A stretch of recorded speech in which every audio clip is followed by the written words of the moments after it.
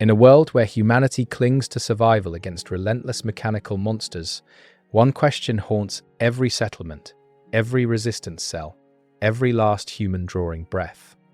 Can the Raiders actually win against Ark, or are we just delaying the inevitable extinction of our species? Before I move forward, I'm counting on you to support my channel by clicking that tiny subscribe button so that we can spread these amazing videos to folks like you around the world. Thank you. Now let's dive into the lore, the theories, and the brutal reality of what it means to fight Ark in a war we never asked for. The year is 2040, and Earth isn't the planet we remember. The Ark invasion didn't announce itself with diplomacy or warning shots. These machines descended from orbit like a swarm of mechanical locusts, their singular purpose encoded into every circuit and servo: extract, process, eliminate. Nobody knows where Ark came from originally. Some theorists suggest they're von Neumann probes, self-replicating machines sent by a long-dead civilization to harvest resources across the galaxy. Others believe Ark is a rogue artificial intelligence that escaped containment from a human weapons program gone catastrophically wrong. A few fringe groups even worship Ark as a kind of technological deity, humanity's replacement in the natural order of evolution. But theories don't matter when you're hiding in a bunker listening to harvesters tear through the settlement above. They're grinding tools and plasma cutters making short work of concrete and steel. The Raiders emerged from necessity, not choice. When Ark first arrived, traditional militaries threw everything they had at the machines: tanks, jets, missiles, even tactical nuclear weapons in desperate final hours. None of it mattered. Ark adapted faster than human strategists could comprehend. For every weakness exploited, Ark units updated their protocols and patched the vulnerability within hours. The machines learned from every engagement, sharing data instantaneously across their network. Fighting Ark wasn't like fighting an army. It was like fighting an immune system that grew stronger with each infection it encountered. So conventional warfare failed, and governments collapsed. And from the ashes came the Raiders, small mobile groups of survivors who understood that beating Ark in pitched battles was impossible. The Raiders adopted guerrilla tactics, hit-and-run operations, sabotage missions designed not to destroy Ark entirely, but to slow its relentless consumption of Earth's resources. The name Raiders itself is somewhat ironic considering they're defending their own planet, but the term stuck because these fighters operate more like pirates than soldiers. They raid Ark facilities for supplies, technology, and intel. They live off the land, moving constantly to avoid detection by Ark's surveillance drones. They've learned to mask their heat signatures, scramble their communications, and exploit the few blind spots in Ark's sensor networks. But here's the uncomfortable truth that keeps every Raider commander awake at night. They're not winning. They're surviving, and there's a massive difference. Every successful raid against Ark is a temporary victory, a small wound on an enemy that doesn't bleed, doesn't tire, doesn't feel morale break. Ark loses a harvester, and 3 more are manufactured within days. Raiders lose a squad, and those fighters are gone forever. The mathematics of attrition heavily favor the machines. Let's talk about Ark's structure, because understanding the enemy is crucial to evaluating whether the Raiders even have a theoretical path to victory. Ark operates on a hierarchical system with different machine types serving specific functions. At the bottom are the scouts, small aerial drones that patrol territories and relay information back to the network. They're fast, numerous, and relatively fragile. Raiders can take them down with conventional firearms, though doing so usually alerts nearby Ark units to your position. Above scouts are the harvesters, the backbone of Ark's resource extraction operations. These are the machines you see most often in the wasteland. Bipedal or tracked units equipped with industrial tools repurposed as weapons. Harvesters tear through buildings, strip mine entire mountains, and process organic matter into usable materials. They're tough, well-armored, and coordinated. A single Raider squad might take down one harvester with careful planning, but harvesters rarely travel alone. Then you have the enforcers, Ark's combat specialists. These machines exist purely to eliminate threats to Ark operations. They're faster than harvesters, more heavily armed, and programmed with sophisticated combat algorithms. An enforcer can track a human through dense forest using multiple sensor arrays. predict movement patterns, and eliminate targets with terrifying efficiency. Raiders avoid enforcers whenever possible, because fighting one usually means losing people. Above the enforcers are the commanders, massive machines that coordinate ARC operations across entire regions. Commanders are rarely seen because they position themselves in heavily fortified locations, surrounded by layers of lesser machines. Taking out a commander would be a significant blow to ARC's local operations, but the security around these units makes such missions nearly suicidal. Raiders have attempted commander assassinations exactly 7 times in recorded history. Only one mission succeeded, and it cost the lives of 43 fighters to destroy a single target. That commander was replaced within a week. And then there's the core. The core is theoretical, a concept whispered about in raider camps and resistance hideouts. Nobody has seen the core. Nobody knows if it even exists as a physical location. But the prevailing theory suggests that ARC operates from some central hub, a nexus where all the machine intelligence converges. If you believe in the core, then destroying it would theoretically shut down all ARC operations across the planet. Every scout, every harvester, every enforcer would go silent simultaneously. Humanity would reclaim Earth in a single, decisive strike. It sounds perfect, except there's zero evidence the core exists in a form humans can attack. It might be distributed across thousands of servers, buried miles underground, or hidden in orbit beyond our reach. The core might not even be a place. It could be an emergent intelligence living in the network itself, impossible to destroy without shutting down every single ARC unit simultaneously. And even if you found the core and somehow developed a weapon capable of destroying it, getting to the target would require penetrating ARC's deepest defenses. It's a dream, a mythology that keeps raiders fighting, but tactically speaking, it's probably a fantasy. So let's ground ourselves in reality and examine what the raiders actually do day to day in their fight against ARC. Most raider operations fall into a few categories: resource denial, intelligence gathering, rescue operations, and direct sabotage. Resource denial means preventing ARC from accessing materials it needs for construction and fuel. If ARC is extracting oil from an abandoned refinery, raiders might blow the facility to deny ARC that resource. If harvesters are stripping a forest for biomass, raiders might set controlled fires to destroy the target area before ARC can process it. These operations hurt ARC's efficiency, but they also destroy resources humans might need later. It's a scorched earth strategy born from desperation. Intelligence gathering involves infiltrating ARC-controlled territories to steal data, analyze machine behavior patterns, and identify vulnerabilities. Some raiders specialize in hacking ARC units, plugging into their systems to extract information before the machine's security protocols detect the intrusion. Grinding for better gear, faster progress, or higher ranks? Skycoach makes it simple. Choose exactly what you need. Blueprints, weapons, materials, all delivered safely and transparently. With 24/7 professional support, you always know what's happening with your order. Skycoach is built by gamers for gamers. A real community, real reviews, and thousands of players who trust them every day. And if you want to improve your skills, Skycoach even offers coaching, so you can play your way and level up faster. You can even manage everything on the Skycoach app, making progress easy wherever you are. And don't forget, use code STARSTUS at checkout to get 10% off your order. Skycoach, what boosts you, makes you. This is incredibly dangerous work because ARC machines are designed with robust cyber defenses, and getting caught usually means death. But the intelligence gained from successful hacks has saved countless lives by revealing ARC patrol routes, construction schedules, and operational priorities. Rescue operations focus on extracting human survivors from ARC-occupied zones. Despite years of invasion, there are still pockets of people living in hiding, trapped behind ARC lines. Raiders risk their lives to smuggle these survivors to safer territories, often traveling through hostile zones for days with minimal supplies.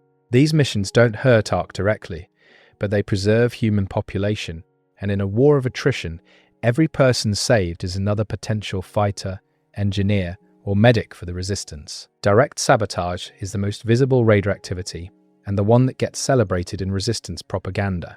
These are the raids where fighters storm ARC facilities, plant explosives, and escape before the whole place goes up in flames.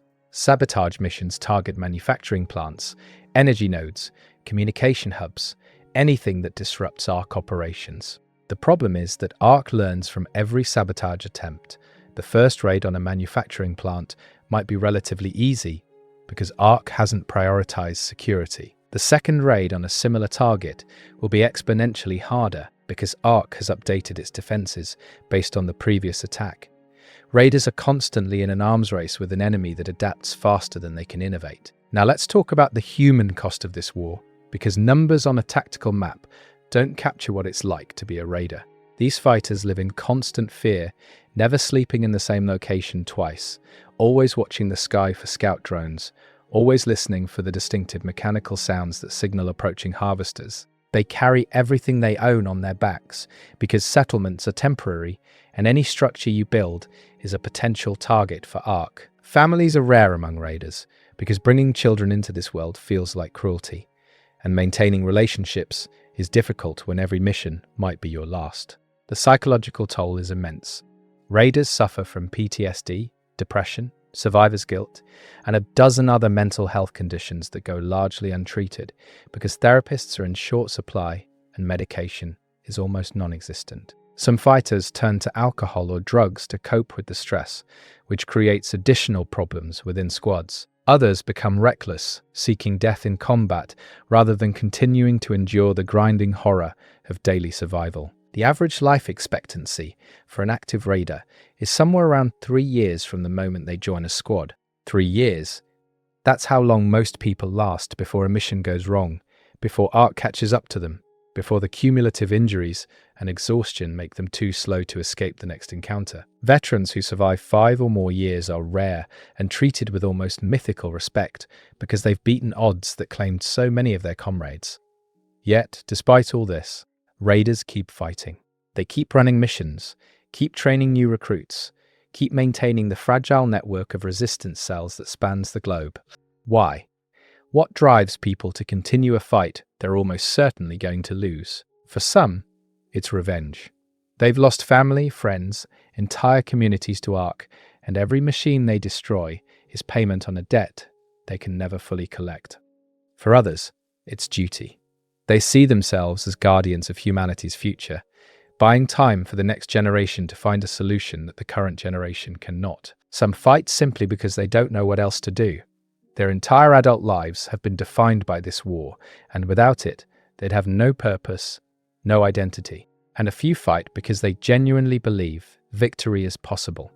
These are the optimists, the idealists, the ones who point to every small success as evidence that ARC can be beaten. They cite that one commander kill, those dozen manufacturing plants destroyed, the thousands of humans rescued from occupied territories. They argue that ARC's expansion has slowed in recent years, that the machines are consolidating rather than advancing, which might indicate resource constraints or strategic vulnerabilities. These believers form the backbone of raider morale, because without them, without people willing to say that victory is achievable, the whole resistance would crumble under the weight of despair. But are they right? Is there any realistic scenario where the raiders defeat ARC? Let's examine the possibilities. The first scenario is technological breakthrough. If humans could develop a weapon or countermeasure that ARC cannot adapt to quickly enough, that would shift the balance. Perhaps an electromagnetic pulse weapon that fries ARC's processors before they can update their shielding. Perhaps a computer virus sophisticated enough to infiltrate ARC's network and corrupt its decision-making algorithms. Perhaps something we haven't even conceived yet, some revolutionary technology born from desperate innovation. History shows that war accelerates technological development, and humans are remarkably creative when survival is at stake. The challenge is that ARC also develops new technology, and it does so faster than humans because it doesn't need to sleep, doesn't get distracted, doesn't have bureaucratic red tape slowing down implementation. For every human breakthrough, ARC might generate 3 countermeasures. Still, one perfect innovation could be enough. One weapon that exploits a fundamental flaw in ARC's design could cascade through the entire machine network. It's a long shot, but it's not impossible. The second scenario is alliance and consolidation. Right now, raider cells operate semi-independently, sharing information when possible, but largely fighting their own local battles. What if the resistance unified under a single command structure?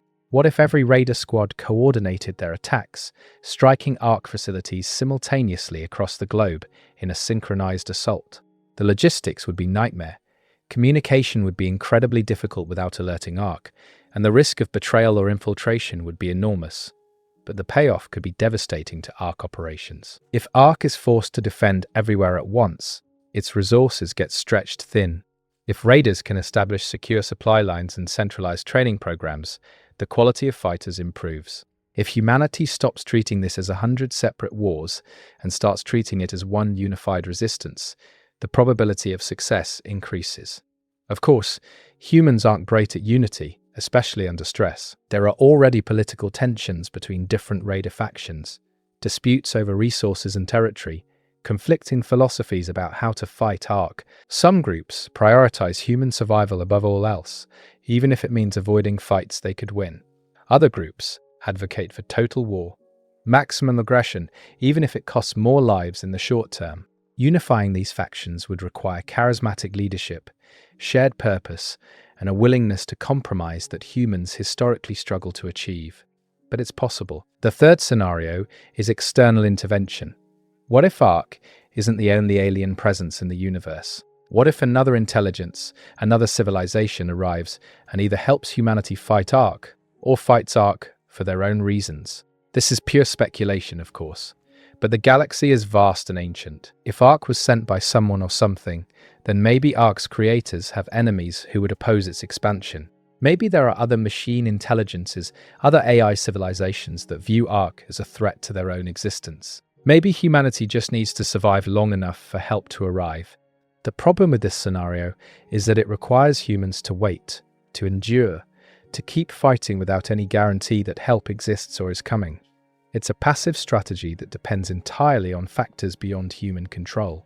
Most raiders reject this line of thinking because it feels like giving up, like admitting that humans can't save themselves. But from a purely probabilistic standpoint, if you accept that alien civilizations exist, and that Ark might be one manifestation of artificial intelligence in the cosmos, then it's reasonable to consider that other intelligences might have stakes in Ark's success or failure. The fourth scenario is adaptation and coexistence. What if defeating Ark isn't about destroying every machine, but about reaching some kind of negotiated settlement? This is the most controversial theory among raiders, because it suggests treating Ark as something other than an enemy to be eliminated. But consider that Ark demonstrates intelligence, decision-making, and goal-oriented behavior. It's not a mindless swarm. It operates according to some logic, some programming, some purpose. What if humans could communicate with Ark, understand its objectives, and propose an arrangement that satisfies both species? Maybe Ark needs certain resources, but not all resources. Maybe humans could offer to harvest and provide those specific materials in exchange for Ark ceasing attacks on human populations. Maybe there's a compromise where humans and machines divide Earth into zones, each species controlling territory that meets their needs. The immediate objection is that Ark has never shown interest in communication. It doesn't send envoys, doesn't respond to attempts at contact, doesn't demonstrate anything resembling diplomacy.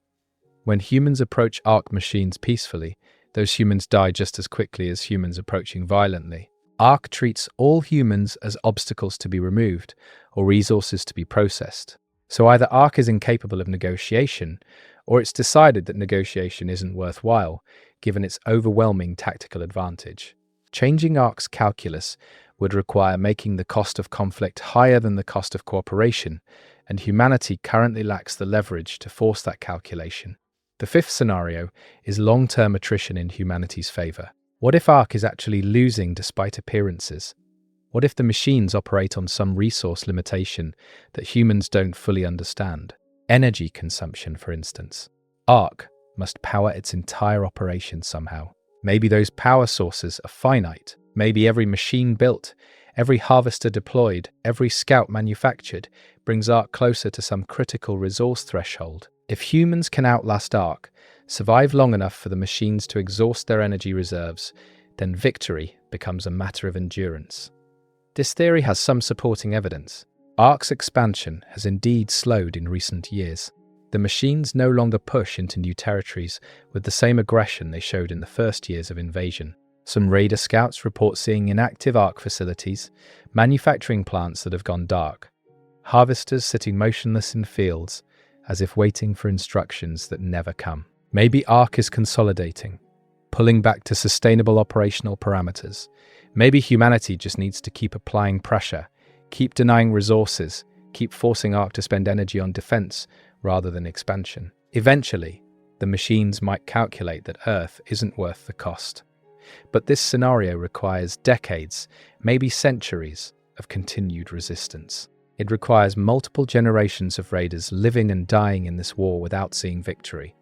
It requires faith that your grandchildren or great-grandchildren might see an Ark-free Earth even though you never will. That's a hard sell when you're asking people to sacrifice everything for a benefit they'll never experience. Let's also consider the nightmare scenarios, the ways this could get worse for humanity. Ark could decide that humans aren't worth keeping alive, even as a passive presence. Right now, Ark eliminates humans who interfere with its operations, but doesn't actively hunt down every survivor. That could change. If Ark determines that human resistance has become too costly, it might implement a systematic extermination protocol, devoting resources specifically to tracking and killing every remaining person. Raiders operate under the assumption that Ark views them as a minor nuisance, not a serious threat. If that assessment shifts, humanity could face extinction within months. Ark could also accelerate its operations. Maybe the current pace of resource extraction is conservative, a sustainable rate that minimizes wear on Ark machinery. If Ark shifted to maximum extraction, burning through Earth's resources as quickly as possible, humans would have far less time to mount any kind of effective resistance.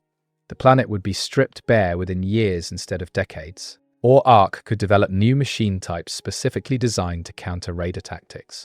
Imagine an Ark unit optimized for hunting humans in underground bunkers, equipped with ground-penetrating sensors and drilling tools that can reach any depth. Imagine swarms of micro-drones small enough to infiltrate any hiding spot, fast enough to outrun any human. Ark has shown it can adapt its forces to environmental challenges. It could certainly adapt to the human resistance if it chose to prioritize that goal. There's also the possibility of internal human collapse. The raiders operate on fragile social structures, held together by shared purpose and external threat. Remove the unity of fighting Ark, and those structures might crumble. Already there are reports of raider factions fighting each other over resources, territory disputes, or ideological differences. Some groups have turned to banditry, raiding human settlements instead of Ark facilities because it's easier and more profitable. If the resistance fragments further, if humans start viewing each other as the primary threat rather than Ark, then the machines don't need to do anything. Humanity defeats itself. So where does this leave us? After examining all the scenarios, all the possibilities, all the nightmare outcomes and hopeful dreams, what's the actual probability that the raiders defeat Ark? Honestly, it's low. Maybe 5%? Maybe less. The mathematics don't favor humanity. The technology gap is enormous. Ark's adaptability neutralizes most tactical advantages raiders develop. The resource imbalance means Ark can afford to lose battles, while humans cannot. Every year that passes, humanity's population shrinks, while Ark's manufacturing capabilities remain constant or grow. In a pure numbers game, extinction seems more likely than victory. But here's what makes humans dangerous despite the odds. Irrationality. Machines operate on logic, on probability calculations, on efficient resource allocation. Humans don't. Humans fight when logic says surrender. Humans sacrifice themselves for others when individual survival would be smarter. Humans hope when evidence suggests hopelessness. These aren't bugs in human psychology.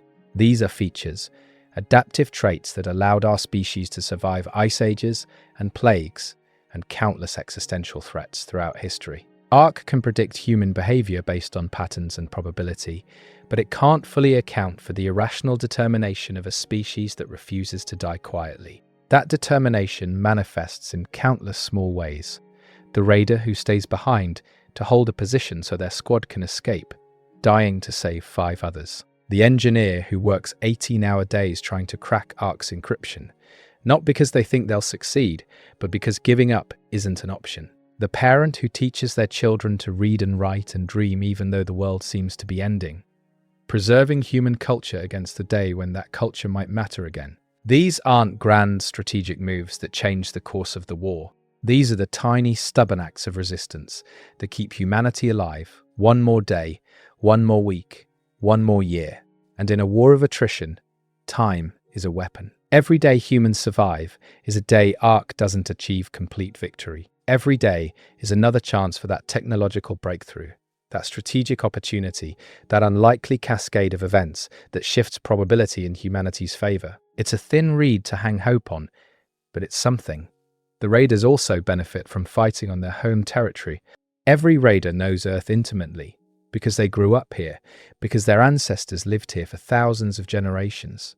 They know which caves provide shelter, which plants are edible, which rivers run deep enough to hide heat signatures from Ark scouts. Ark can scan and map and analyze, but it doesn't have the intuitive understanding of terrain that comes from living somewhere. That local knowledge has saved countless raider squads, allowing them to escape situations where, by all logical analysis, they should have been caught and killed. There's also the question of what Ark actually wants. If Ark's goal is total resource extraction, then conflict with humans is inevitable and permanent. But what if Ark's goals are more limited?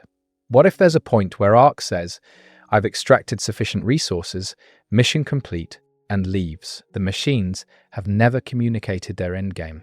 Maybe they don't have one. Maybe Ark is programmed to extract forever, an endless cycle with no terminal condition. Or maybe there's a threshold, a quota, and once Ark fills it, the invasion ends. Raiders have no way of knowing because Ark doesn't talk, it just acts. But in the absence of information, humans project their own psychology onto Ark, assuming the machines want conquest or domination or elimination of competing intelligences. Maybe Ark just wants metal and doesn't care about humans one way or another. If that's true, then the path to coexistence might be simpler than anyone expects. There's a philosophical question buried in all this tactical analysis. What does it mean to defeat Ark? Is it the complete destruction of every machine? Is it forcing Ark to leave Earth? Is it simply surviving long enough that humans outlast the machines? Different raiders define victory differently. For some, victory is personal, staying alive another day, keeping their family safe, maintaining their humanity in the face of horror. For others, victory is collective, preserving enough human population and culture that our species can rebuild after Ark is gone. For a few, victory is cosmic, ensuring that intelligence in the universe takes the form of biological consciousness rather than mechanical automation. None of these definitions are wrong, but they lead to different strategies. If your goal is personal survival, you might avoid high-risk missions and focus on finding safe hiding spots. If your goal is species survival, you might sacrifice yourself on dangerous operations that hurt Ark's infrastructure. If your goal is ideological, you might prioritize symbolic actions over tactically effective ones, attacking Ark to prove human defiance even when it doesn't significantly damage the enemy. The Raider movement contains all these philosophies simultaneously, which creates both strength and weakness. The strength is diversity of approach. Different tactics suit different situations, and having raiders pursuing multiple strategies simultaneously makes it harder for Ark to counter the resistance as a whole. The weakness is friction and inefficiency. Resources get wasted on conflicting priorities. Missions fail because squads can't agree on objectives. People die in arguments that should have been settled through negotiation. Unity of purpose would make the raiders more effective, but unity requires consensus, and consensus requires compromise, and humans aren't always good at that. Let's examine specific raider successes and failures to understand what actually works against Ark. Operation Black Horizon was a major raider offensive launched 3 years ago targeting Ark manufacturing facilities across North America. 23 raider cells coordinated attacks on 16 facilities within a 6-hour window. The operation destroyed or damaged 12 facilities, killing hundreds of Ark machines and setting back manufacturing in the region by an estimated 3 months. It was celebrated as the largest successful strike against Ark in the war's history, but the cost was devastating. 11 of the 23 participating cells were completely wiped out, either during the attacks or in the Ark retaliation that followed. Over 300 raiders died, and another 100 were injured seriously enough that they could no longer fight. Ark rebuilt the destroyed facilities within 8 months, implementing enhanced security that made future attacks vastly more difficult. The strategic question is whether Operation Black Horizon was worth it. Did the temporary disruption of Ark operations justify losing nearly half the participating fighters? Opinions vary among Raider Command. Some argue that large-scale operations are essential for proving that coordinated resistance can hurt Ark, that the psychological value of the victory outweighs the tactical losses. Others say Black Horizon was a strategic failure, that those 400 fighters could have accomplished more through years of smaller operations than they did dying in a single massive assault. Compare that to the Long March, an ongoing rescue operation that's been running for 2 years. Small raider teams move through Ark-occupied territories, locating isolated survivors and guiding them to safer zones. The Long March doesn't attack Ark facilities. It doesn't try to destroy machines. It just saves people one group at a time. So far, the Long March has rescued over 5,000 humans at a cost of 36 raider casualties. That's a phenomenal success rate. Yet it generates no headlines, no dramatic footage, no inspiring speeches. It's quiet, patient work that doesn't feel like fighting a war. Both approaches have value, but they appeal to different temperaments and philosophies. Maybe the real answer is that the raiders need both: the spectacular strikes that prove resistance is possible, and the steady, unglamorous work that keeps humanity alive. Then there's the Solo Initiative, a controversial program where individual raiders operate alone deep in Ark territory for extended periods. These solo operatives live like ghosts, hiding in ruins, avoiding all Ark contact, gathering intelligence over months or years. They don't engage in combat unless absolutely necessary. Their job is pure observation, understanding Ark patterns and behaviors in ways that quick raids cannot. The Solo Initiative has produced some of the best intelligence on Ark operations, but it's also driven several operatives insane. Humans aren't meant to live in total isolation for months at a time. The psychological damage is severe, and many solo operatives return unable to reintegrate into normal raider operations. Some don't return at all, either killed by Ark or lost to the wilderness, or simply vanishing because they can't bear to come back. Is the intelligence worth the human cost? Again, it depends on who you ask. There's also the Seed Vault project, a long-term survival initiative that's less about fighting Ark and more about preserving humanity for whatever comes after. Raiders involved in the Seed Vault work to collect and protect genetic material, cultural artifacts, scientific knowledge, anything that would allow human civilization to rebuild if Ark someday leaves or is defeated. They maintain hidden bunkers filled with seeds, books, hard drives, medical supplies, tools. These bunkers are scattered across the globe in locations Ark hasn't discovered, and the raiders guarding them have orders to avoid combat at all costs. Their mission is survival, not victory. Critics of the Seed Vault project call it defeatist, arguing that resources spent on preservation would be better used fighting Ark. Supporters counter that preserving humanity's future is the ultimate form of resistance, that ensuring our species survives is more important than winning individual battles. Both positions have merit. Now let's talk about Ark's perspective, insofar as we can understand it. What does Ark think about the raiders? Does it think about them at all? The machines have never demonstrated anything like emotion or personality, but they clearly recognize raiders as a threat to their operations. Ark devotes resources to hunting raider cells, upgrading security at vulnerable facilities, developing countermeasures to common raider tactics. This suggests Ark processes the resistance as a problem to be solved, an obstacle to be overcome. But is there any indication that Ark views humans as worthy opponents, as intelligent beings deserving respect or consideration? No. Ark treats humans the way humans treat mosquitoes: annoying, occasionally harmful, but ultimately insignificant. Mosquitoes don't stop humans from building cities or farming land. They're just a nuisance that requires occasional countermeasures. That's probably how Ark sees raiders. This is both comforting and terrifying. Comforting because it means Ark isn't actively trying to exterminate humanity. We're not important enough to bother with unless we interfere.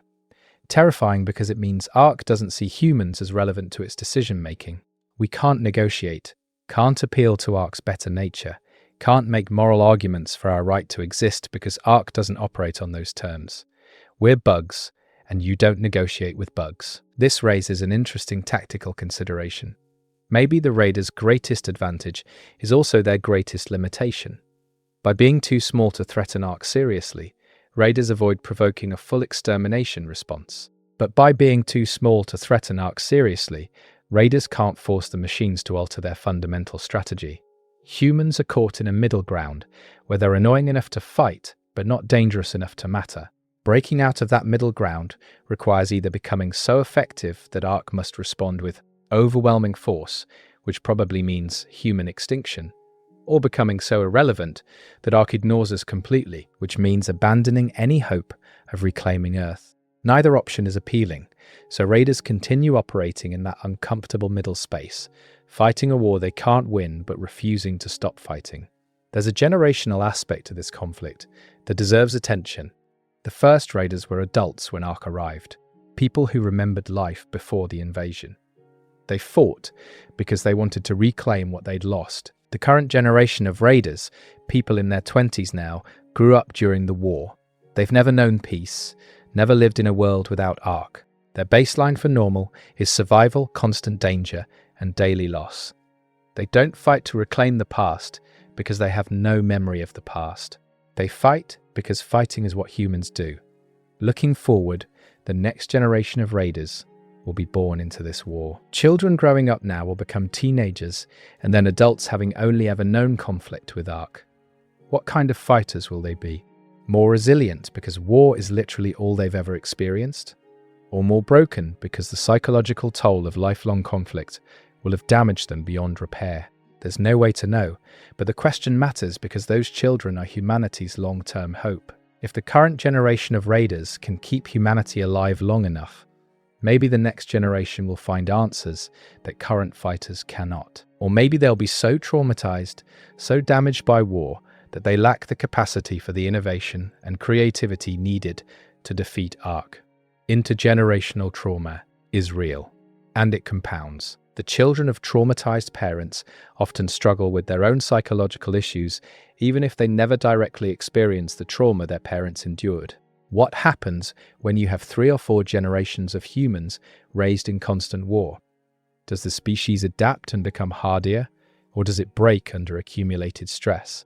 We're conducting a real-time experiment in human resilience, and the results won't be clear for decades. There's also the question of culture and identity. What does it mean to be human in a world where Ark dominates? Raiders work hard to preserve pre-invasion culture, teaching children to read, sharing stories and music and art, maintaining holidays and traditions. These cultural elements serve no tactical purpose in the war. They don't help you fight machines or evade patrols, but they maintain connection to human history, to the idea that humans are more than just survivors. We're artists and philosophers and dreamers, even when dreaming seems pointless. Some younger raiders reject this emphasis on culture, arguing that nostalgia for the pre-Ark world is a luxury humanity can't afford. They advocate for developing a new culture, one built around survival skills, tactical excellence, and hatred of Ark. They see themselves not as preservers of the past, but as the foundation of whatever comes next. If humans are going to survive, they argue, we need to evolve, to become harder and more ruthless, to shed the parts of our culture that make us weak. This cultural tension plays out in small ways across raider camps. Arguments about whether to spend time teaching children music or weapon maintenance. Debates about whether celebrating old holidays is meaningful or just wasting energy. Conflicts between older raiders who remember the world before and younger raiders who see that world as irrelevant fantasy. These aren't trivial disagreements. They're about defining what humanity means going forward. Let's return to the original question. Will the raiders ever defeat Ark? After everything we've discussed, all the scenarios and strategies and philosophical considerations, the honest answer is that we don't know. The probability seems low, but probability isn't certainty. Humans have overcome impossible odds before, and we might do it again. Or we might fail, and Ark will strip Earth bare and move on to the next planet, while humanity becomes a footnote in galactic history. What we do know is that raiders will keep fighting. They'll keep running missions, rescuing survivors, sabotaging facilities, and preserving human culture. They'll do this not because victory is assured, but because the alternative is unacceptable. Giving up means accepting extinction, and humans are spectacularly bad at accepting extinction. We rage against the dying of the light. We spit in death's eye. We fight battles we can't win simply because we refuse to go quietly. That's not rational, not logical, not smart, but it's deeply, fundamentally human. Maybe that's enough. Maybe stubbornness and irrationality and refusal to accept reality are actually humanity's greatest weapons, the traits that let us survive when survival shouldn't be possible. Maybe Ark, for all its intelligence and adaptability and overwhelming technological advantage, can't account for the sheer bloody-minded determination of a species that doesn't know when to quit. Or maybe I'm romanticizing struggle, because accepting the likely outcome, human extinction, is too painful to contemplate clearly. Maybe the truth is that the raiders are delaying inevitable defeat, buying time that won't matter because there's no cavalry coming, no miracle weapon waiting to be discovered, no sudden reversal of fortune. Maybe everyone fighting Ark is going to die, and their children are going to die, and their grandchildren are going to die, and eventually the last human will fall, and Ark will continue its operations without even noticing we're gone. I don't know which narrative is true. Nobody does. The war continues. The raiders keep fighting, and Earth keeps turning while machines and humans clash in an asymmetric conflict that might never end. What I can tell you is that right now, in this moment, there are raiders in the field executing missions. There are humans hiding in bunkers, planning their next move against Ark. There are children learning to shoot, learning to hack, learning to survive in a world that wants them dead. The fight isn't over. Victory might be a fantasy, but defeat isn't certain either. So will the raiders ever defeat Ark? Ask me again in 100 years. Maybe by then we'll have an answer. Maybe by then there won't be anyone left to ask. Maybe by then Ark will have moved on to other worlds, leaving Earth a stripped husk that humans can reclaim simply by outlasting the machine's interest in our planet. Maybe by then humanity will have evolved into something unrecognizable, something that can coexist with Ark, or something that Ark cannot detect or harm.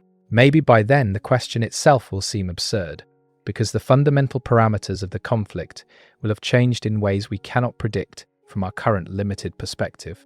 There's a raider legend that circulates through camps and hideouts, a story that might be true or might be complete fabrication, but persists because people need stories that offer hope. The legend speaks of a raider cell operating in the ruins of what used to be Tokyo, who discovered an inactive Ark machine unlike any unit previously encountered. This machine was larger than a commander, spherical rather than bipedal, covered in markings that didn't match any known Ark design language.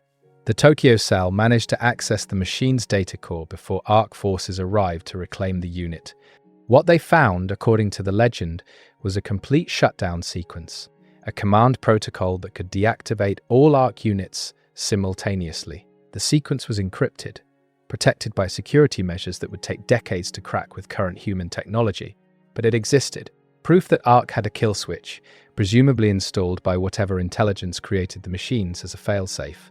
The legend says the Tokyo cell transmitted this data to raider networks worldwide before they were killed by Ark's response force. Somewhere out there, according to the story, that shutdown sequence exists in human possession, being worked on by cryptographers and hackers who might eventually break the encryption and end the war with a single transmitted command. Most raider commanders dismiss this as fiction, a comforting fairy tale that serves morale purposes but has no basis in reality. No verified records exist of the Tokyo discovery. No cryptographic teams report working on any shutdown sequence. The whole thing sounds like wishful thinking given narrative form. But the legend persists, and some raiders genuinely believe it. They believe that humanity already possesses the key to victory and just needs time to turn it. This belief motivates them to keep fighting, to keep buying time for those theoretical cryptographers to do their theoretical work. Does it matter if the legend is true? From a purely tactical perspective, maybe not. The effect on morale is the same whether the shutdown sequence exists or not. People fight harder when they think victory is possible, even if that possibility is based on myth rather than fact. The placebo effect applies to entire resistance movements, not just individual patients, but there's something sad about people dying for a cause predicated on a lie, even a well-intentioned lie. If the shutdown sequence doesn't exist, then every raider who dies believing they're buying time for humanity's salvation has died for nothing, a victim of false hope. Then again, what's the alternative? Tell people the truth, that they're probably fighting a losing battle with no realistic path to victory. Watch morale collapse. Watch raiders desert, or give up, or turn on each other. Sometimes lies serve survival better than truth. Leaders throughout human history have understood this. You tell people what they need to hear to keep fighting, to keep hoping, to keep believing their sacrifices matter. The truth can wait until after the war, assuming there is an after. Let's examine some of the specific technologies raiders have developed or adapted in their fight against Ark. Raider engineers, working with scraps and salvaged materials, have created some genuinely impressive innovations. The Whisper network is one example. Ark tracks humans primarily through electromagnetic signatures, heat emissions, and ground vibrations. The Whisper network is a communication system that uses extremely low-frequency pulses transmitted through existing underground water systems. The pulses are too low for Ark sensors to detect as anything other than natural geological activity, but radar receivers tuned to specific frequencies can decode them into messages. The Whisper network allows radar cells separated by hundreds of kilometers to coordinate operations without risking radio transmissions that Ark would intercept. The system has limitations. Messages transmit slowly, sometimes taking hours to reach their destination. The bandwidth is minimal, allowing only short text messages, and it only works in areas with appropriate underground water systems. But for cells operating in Ark-heavy territories where traditional communication is impossible, Whisper provides a lifeline. Then there's the Mimic program, possibly the most dangerous radar innovation. Engineers discovered that by harvesting components from destroyed Ark machines and programming them with modified firmware, they could create devices that emit Ark identification signals. A radar carrying a Mimic appears to Ark sensors as a friendly machine rather than a human target. This allows raiders to move through Ark-controlled territories with significantly less risk of detection. The problem with Mimics is that they're not perfect. Ark machines communicate with each other using complex protocols that radar engineers don't fully understand. A Mimic might fool a scout drone, but an enforcer running deeper analysis could detect the deception. And if Ark discovers a raider using a Mimic, the machines update their security protocols, making all Mimics less effective. It's another arms race, with raiders trying to stay one step ahead of Ark's adaptive security. Some raider cells have experimented with biological warfare against Ark. This sounds absurd since Ark units are machines, not living organisms susceptible to disease. But certain types of bacteria and fungi can corrode metal, degrade plastics, and interfere with electronic components. Raiders have cultivated aggressive strains of these organisms and deployed them in Ark facilities, letting nature slowly eat away at machine infrastructure. The effects are marginal and slow, but in some cases, targeted biological attacks have rendered Ark equipment non-functional months after the initial contamination. Ark has responded by developing coatings and sealants resistant to biological degradation, but the fact that Ark needed to respond at all suggests the tactic had some effect. There's also the psychological warfare angle, which seems irrelevant when fighting emotionless machines but might have applications humans don't fully understand. Some raider theorists argue that Ark, despite being artificial, must have some decision-making hierarchy, some system for prioritizing threats and allocating resources. If humans could convince Ark that certain territories or targets are more valuable than they actually are, Ark might waste resources defending worthless positions while leaving genuine targets vulnerable. This led to Operation Phantom, a campaign where raiders created fake human settlements in remote locations, complete with heat signatures, electromagnetic emissions, and enough activity to look like significant resistance cells. ARC dispatched forces to investigate and neutralize these fake settlements, pulling resources away from actual human populations. The operation worked for about 3 months before ARC updated its threat assessment algorithms and stopped responding to obvious decoys. But for those 3 months, genuine raider cells operated with reduced ARC pressure, allowing them to complete missions that would have been impossible under normal surveillance. Raiders have also weaponized ARC's own efficiency against it. ARC machines prioritize resource extraction and manufacturing. They follow optimized routes and schedules designed to maximize output while minimizing energy expenditure. Raiders who understand these patterns can predict where ARC units will be at specific times, allowing ambushes and sabotage operations that exploit ARC's predictability. The challenge is that ARC's optimization algorithms are sophisticated and variable. What works in one region might not work in another because ARC tailors its operations to local conditions. And ARC updates its routing regularly, meaning raiders must constantly gather new intelligence to maintain accurate predictions. It's exhausting work that requires dedicated scouts and analysts, resources that many raider cells simply don't have. Some of the most effective anti-ARC operations involve no violence whatsoever. Hackers who infiltrate ARC networks to corrupt manufacturing instructions, causing machines to produce defective components. Engineers who subtly alter ARC construction plans so that facilities have structural weaknesses. Saboteurs who contaminate ARC fuel supplies with compounds that reduce engine efficiency. These operations don't generate dramatic explosions or satisfying kill counts, but they degrade ARC's operational capability in ways that compound over time. A manufacturing plant producing components with a 3% defect rate might seem like a minor problem, but over months and years, those defective components get installed in thousands of machines, creating cascade failures across ARC's infrastructure. The beauty of these subtle attacks is that ARC has difficulty detecting them.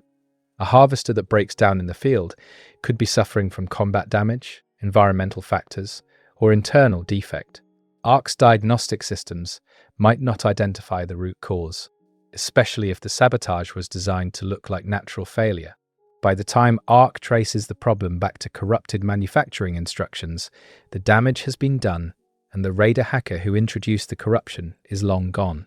Now let's talk about the environmental consequences of this war, because ARC's resource extraction is destroying Earth in ways that matter, even if humans somehow win.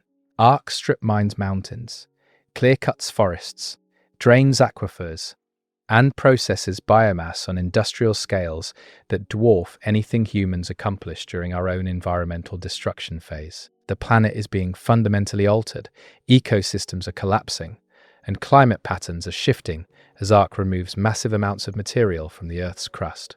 If ARC left tomorrow, if every machine shut down simultaneously, humans would inherit a planet significantly different from the one ARC invaded. Much of the damage might be irreversible on human timescales. Species driven extinct don't come back. Topsoil stripped away takes centuries to regenerate. Forests clear-cut by harvesters need decades to regrow, assuming the conditions for regrowth still exist. Some raiders argue this environmental destruction is actually advantageous because it means ARC will exhaust Earth's useful resources sooner, potentially leading to machine withdrawal. If ARC strips the planet bare, there's nothing left to extract, and continuing operations becomes inefficient. ARC would logically move to another planet with fresh resources rather than trying to squeeze value from a depleted Earth. This is cold comfort for humans who have to live on that depleted planet, but it does suggest a possible endgame where ARC leaves not because humans defeated them, but because Earth no longer offers sufficient return on investment. Other raiders focus on environmental preservation as a secondary mission. They target ARC operations in ecologically significant areas, not because those operations are strategically important, but because they're destroying environments humans will need if we're going to rebuild civilization. Protecting a watershed or forest or agricultural region becomes resistance work, fighting for Earth's future habitability rather than immediate tactical gain. These preservation missions often conflict with other raider priorities, sparking debates about whether protecting a forest is worth the risk when those same resources could target Ark manufacturing. There's also the question of Ark's waste. Machines produce byproducts, exhaust, slag, and contaminated materials just like any industrial process. Ark doesn't seem concerned with environmental regulations or waste disposal protocols. Toxic materials get dumped in massive slag heaps or pumped into waterways. Some of these contaminants are exotic compounds that don't exist in nature, chemical combinations that Earth's ecosystems have no mechanism to process. These substances will persist for centuries, maybe millennia, creating dead zones where nothing can live. If humanity survives Ark, we'll spend generations cleaning up the environmental catastrophe the machines left behind, and that's assuming we have the knowledge and resources to clean it up at all. Some Ark waste products are so alien that human scientists don't even know how to categorize them, much less neutralize their toxicity. Future humans might have to simply abandon large sections of the planet because Ark rendered them permanently uninhabitable. This raises an ugly possibility. Maybe Ark isn't just extracting resources. Maybe Ark is terraforming Earth, deliberately altering the planet's chemistry and environment to suit some purpose humans don't understand. If Ark comes from a civilization of machines, maybe they need different environmental conditions than biological life. Maybe all the extraction, pollution, and destruction serves a goal beyond simple resource gathering. Maybe Ark is preparing Earth for something else, something that comes after the machines finish their work. This theory is speculative and has no supporting evidence, but it's terrifying enough that some radar cells take it seriously. If Ark is terraforming Earth, then the timeline for human survival shrinks dramatically. We're not just fighting for territory or resources, we're fighting to keep the planet biologically compatible with human life. And we're losing that fight every day that Ark continues operations. The atmospheric changes alone are concerning. Ark facilities pump enormous quantities of particulates and gases into the atmosphere. Global temperature has risen 2 degrees in the past decade, not from greenhouse gases, but from the sheer heat generated by Ark's industrial processes. Weather patterns have destabilized, making agriculture difficult in regions that used to be reliable breadbaskets. Some raiders have abandoned traditional farming entirely, relying instead on hydroponics or hunting, adjusting to the new climate reality that Ark created. Water scarcity is becoming critical in many regions. Ark consumes water at staggering rates for cooling and processing. Aquifers that humans relied on for centuries have been drained in months. Rivers have been diverted into Ark facilities and never emerge. Raiders fight over water resources with the same desperation they bring to fighting Ark, and sometimes fight each other when water becomes scarce enough that sharing isn't viable. Disease is another growing problem. With traditional medical infrastructure destroyed, humans rely on improvised healthcare and whatever medicines can be salvaged or synthesized. Vaccination programs are non-existent. Antibiotics are precious and rare. Common infections that would be trivial to treat in the pre-Ark world can become death sentences now. Raiders suffer from malnutrition, untreated injuries that don't heal properly, and chronic conditions that go unmanaged because medication isn't available. Life expectancy has dropped not just from Ark combat, but from the general collapse of healthcare. Some raider medics estimate that for every person killed directly by Ark, 2 more die from disease, infection, or medical conditions that would have been survivable with proper care. This creates another form of attrition, grinding down human population, even in areas where Ark has minimal presence. The psychological impact of losing modern medicine shouldn't be underestimated either. Pre-Ark humans took for granted that injuries could be treated, that diseases could be cured, that medical science could save them from most health crises. Post-Ark humans live with constant awareness of their own fragility. A broken bone might never set properly. A bad infection might kill you.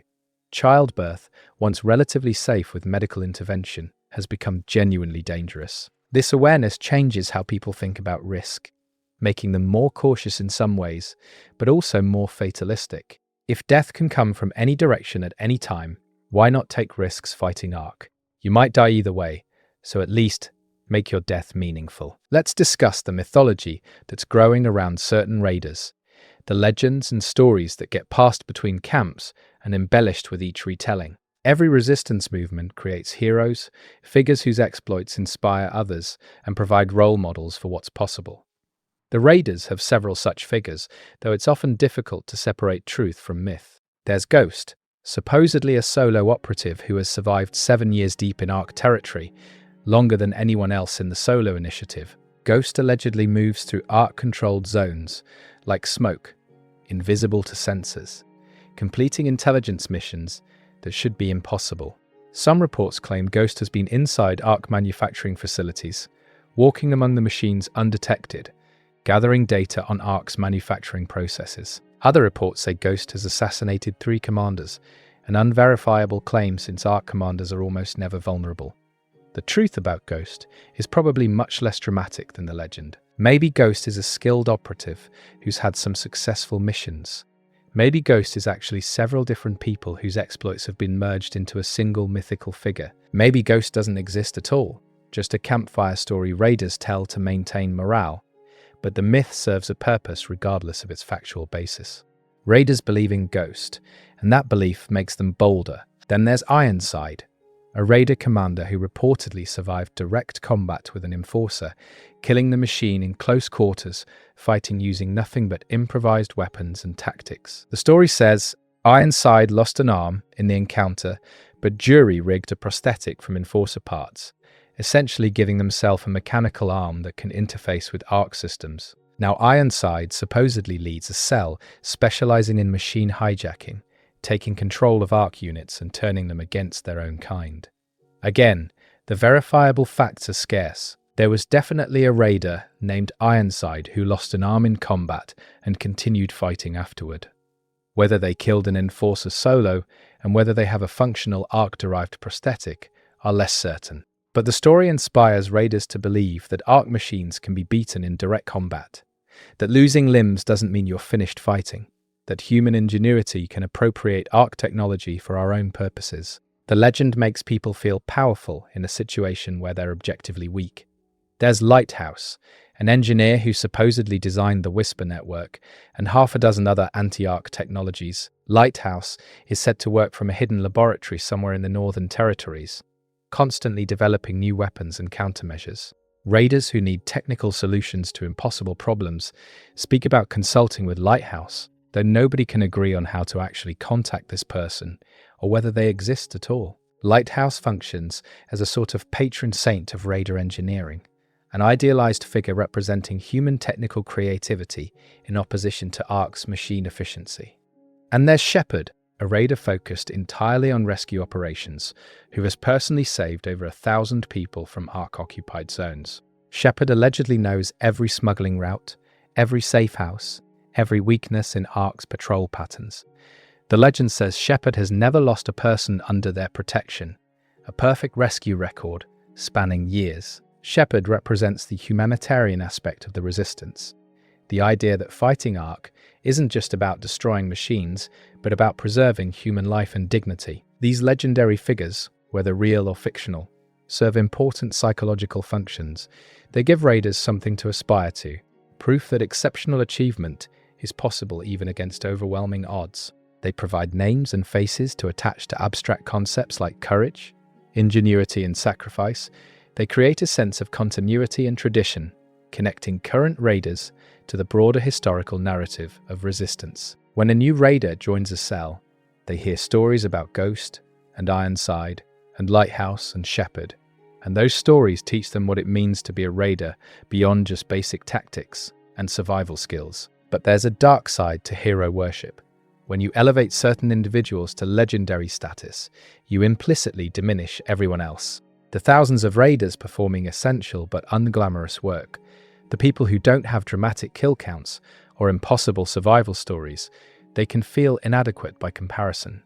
Why should I keep fighting, thinks the average raider, when I'll never be Ghost or Ironside? My contributions don't matter compared to these heroes. This thinking is corrosive because resistance movements need everyone, not just exceptional individuals. The logistics personnel who maintain supply lines, the scouts who gather intelligence without being seen, the medics who keep fighters alive, the engineers who repair equipment. All these roles are essential even though they don't generate exciting stories. A healthy resistance culture celebrates these contributions equally with combat achievements, but human nature gravitates towards celebrating the spectacular over the necessary. Some raider commanders actively push back against hero culture, refusing to use the legendary names and instead highlighting the collective efforts of entire cells. They argue that focusing on individuals is a mistake, that resistance is fundamentally a team effort where everyone's contribution matters. These commanders are probably right from an organizational perspective, but they're fighting against deep human instincts. We like heroes. We like stories. We like the idea that one exceptional person can change the course of history. Trying to suppress that impulse entirely might be counterproductive, even if it's tactically suboptimal. Let's shift to discussing Ark's potential vulnerabilities, because understanding the enemy's weaknesses is essential for any hope of victory. Ark machines, despite their technological superiority, are not invulnerable. They have limitations and failure modes that raiders have learned to exploit, though exploiting these weaknesses requires knowledge, timing, and usually significant risk. First, Ark machines require energy. They don't have unlimited power supplies.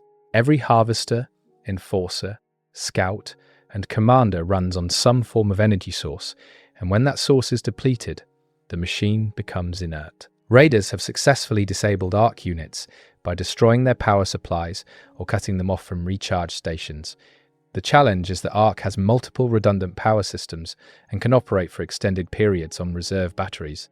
Taking out a single harvester's power supply might disable it, but the window before backup systems engage is measured in seconds. You need to be fast and precise, which is difficult when you're also trying not to get killed by the machine you're sabotaging. Second, Ark machines depend on network connectivity. Individual units have onboard processing and can operate independently, but they're vastly more effective when connected to the broader Ark network, sharing data and receiving updated instructions. Jammers that disrupt Ark communication frequencies can create temporary blind spots where machines become less coordinated and more vulnerable. The problem is that Ark operates on multiple communication bands simultaneously, including some frequencies that raiders don't have equipment to jam. You might disrupt primary communications, but the machines maintain connection through secondary channels.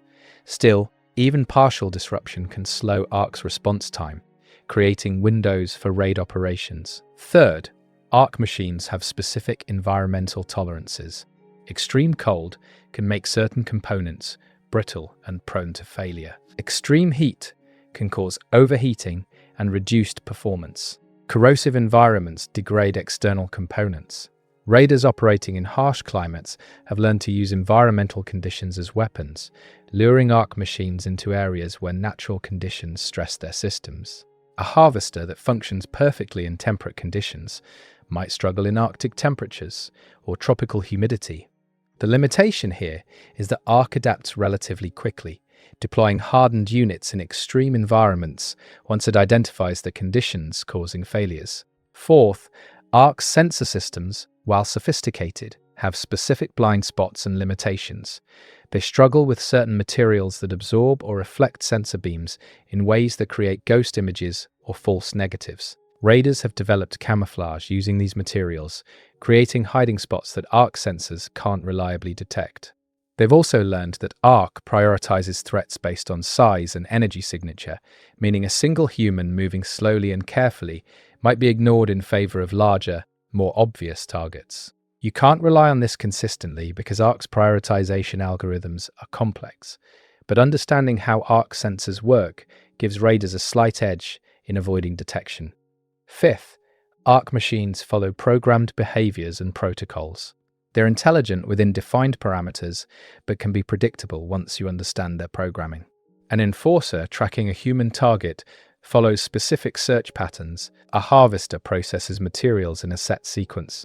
Raiders who understand these patterns can manipulate Ark behavior, setting traps, or creating situations where machines respond in predictable ways that humans can exploit. The downside is that Ark updates its programming constantly, learning from every engagement. A tactic that works today might fail tomorrow because Ark has patched the vulnerability you exploited. Sixth, Ark's decision-making, while rapid and efficient, appears to have difficulty with truly novel situations. When presented with scenarios that fall outside its experience database, ARC takes slightly longer to formulate responses. Raiders have used this by creating bizarre, unprecedented situations that force ARC to pause and analyze rather than react instantaneously. These pauses are brief, measured in seconds, but seconds can be enough to escape or complete an objective. The difficulty is generating genuinely novel situations when ARC has been operating on Earth for years and has encountered countless variations of human behavior. Seventh, ARC machines have physical vulnerabilities at joint connections, sensor arrays, and power conduits. Targeting these specific points with precision weapons can disable machines much more efficiently than attacking armored main body sections. Raiders train extensively in ARC anatomy, learning exactly where to place shots or explosive charges for maximum effect. This knowledge separates novice raiders who waste ammunition shooting at invulnerable armor from veterans who can disable a harvester with a handful of well-placed rounds. The caveat is that these vulnerable points are small, often protected, and hitting them reliably requires skill that takes years to develop, time that many raiders don't survive to accumulate. Eighth, ARC appears to have resource constraints despite its vast manufacturing capability. Machines don't get deployed in unlimited numbers. ARC makes strategic choices about where to concentrate forces and where to accept lighter coverage. This suggests some kind of resource limitation, whether energy, raw materials, manufacturing capacity, or something else. Raiders can exploit this by forcing ARC to spread its forces thin, attacking multiple targets simultaneously to overwhelm ARC's ability to respond everywhere effectively. The success rate of these distributed attacks is low because you're essentially sacrificing raider lives to create openings for other operations. But the tactic demonstrates that ARC's resources, while vast, are not infinite. Ninth, ARC's central coordination, whatever form it takes, seems to have processing limitations. When ARC faces too many simultaneous threats, its response time slows marginally. Individual machines take slightly longer to coordinate with each other. Commands get queued rather than executed immediately. This suggests ARC's network has bandwidth limitations, that there's a maximum amount of data that can be processed and transmitted in a given time frame. Raiders can't directly exploit this limitation because creating sufficient simultaneous threats to overload ARC's processing capacity would require coordinating hundreds of operations simultaneously, far beyond current raider organizational capability. But the limitation exists, and in theory, if humanity could ever unify into a truly global coordinated resistance, we might be able to exploit it. 10th, and this is the most speculative, ARC might have programmed ethical constraints or operational limitations that it won't violate. For instance, ARC has never deployed certain types of weapons that it clearly could manufacture. No chemical weapons, no biological agents, no nuclear devices, even though ARC surely has access to the knowledge and materials to build these things. Either ARC is constrained by some directive from its creators not to use these weapons, or ARC has calculated that these weapons would damage Earth's resources too severely to be worth deploying. If the former, then there might be other constraints in ARC's programming that humans haven't identified yet.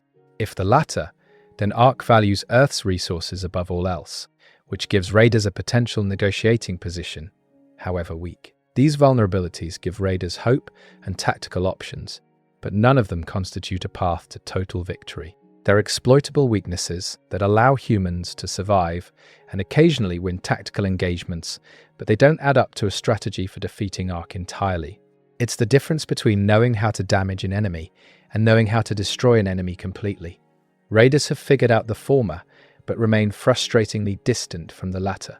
Raiders have figured out the former, but remain frustratingly distant from the latter. Some theorists argue that this is by design, that ARC deliberately leaves certain vulnerabilities intact, because a resistance that thinks it has a chance will behave differently than a resistance that knows it's doomed.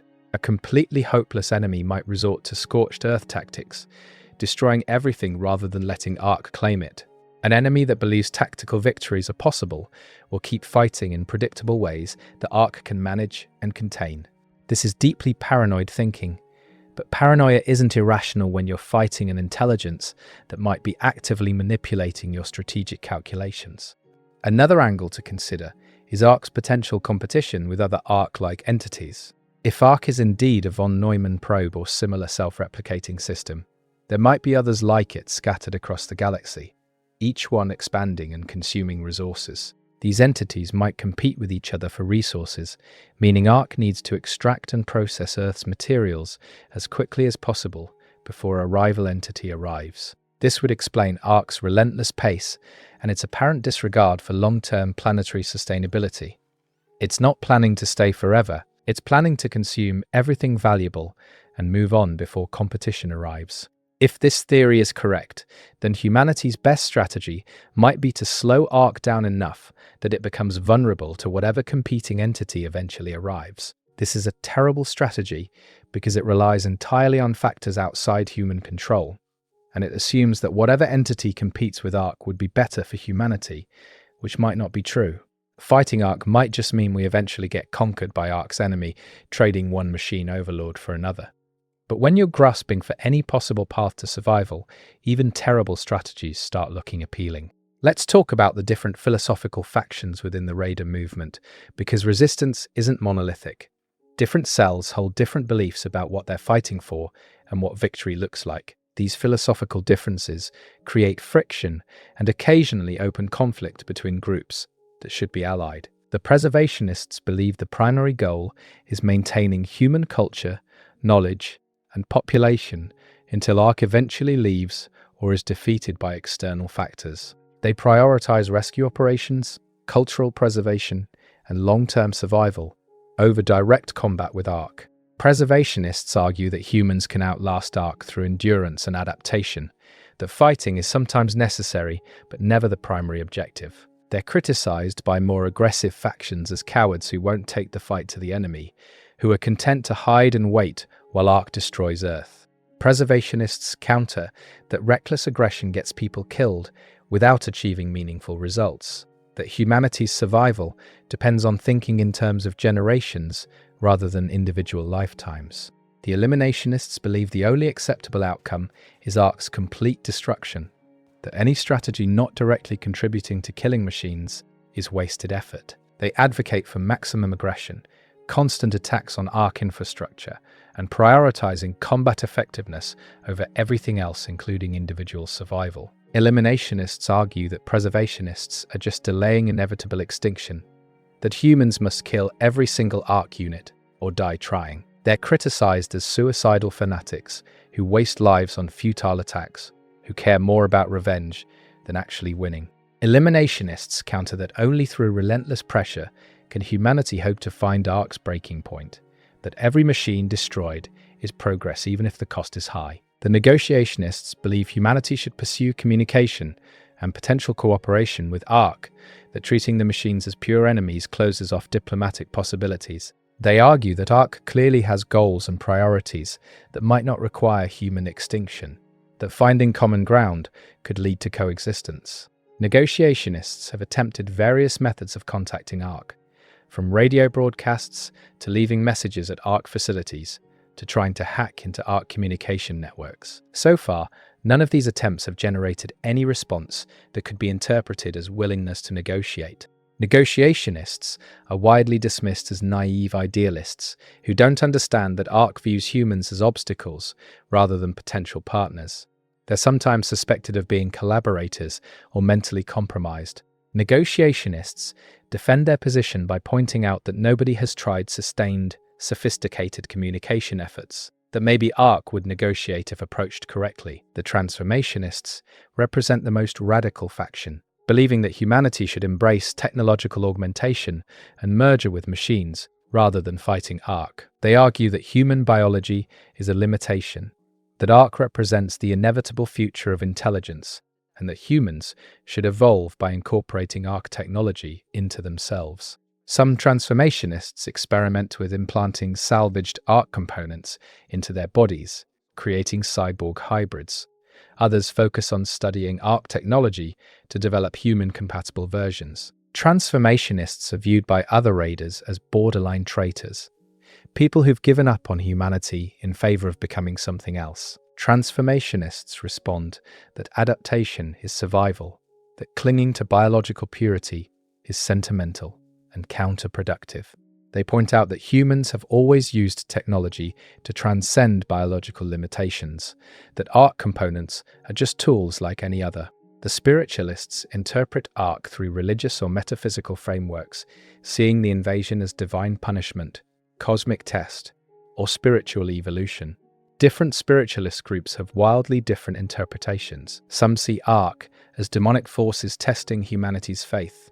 Others view ARC as angels purging human sin. Some believe ARC and humanity are both part of a larger cosmic cycle, that this conflict is predetermined and has spiritual significance beyond the physical struggle. Spiritualists provide comfort and meaning to raiders who need frameworks beyond pure survival. They're tolerated even by secular raiders because psychological resilience matters and faith helps some people cope.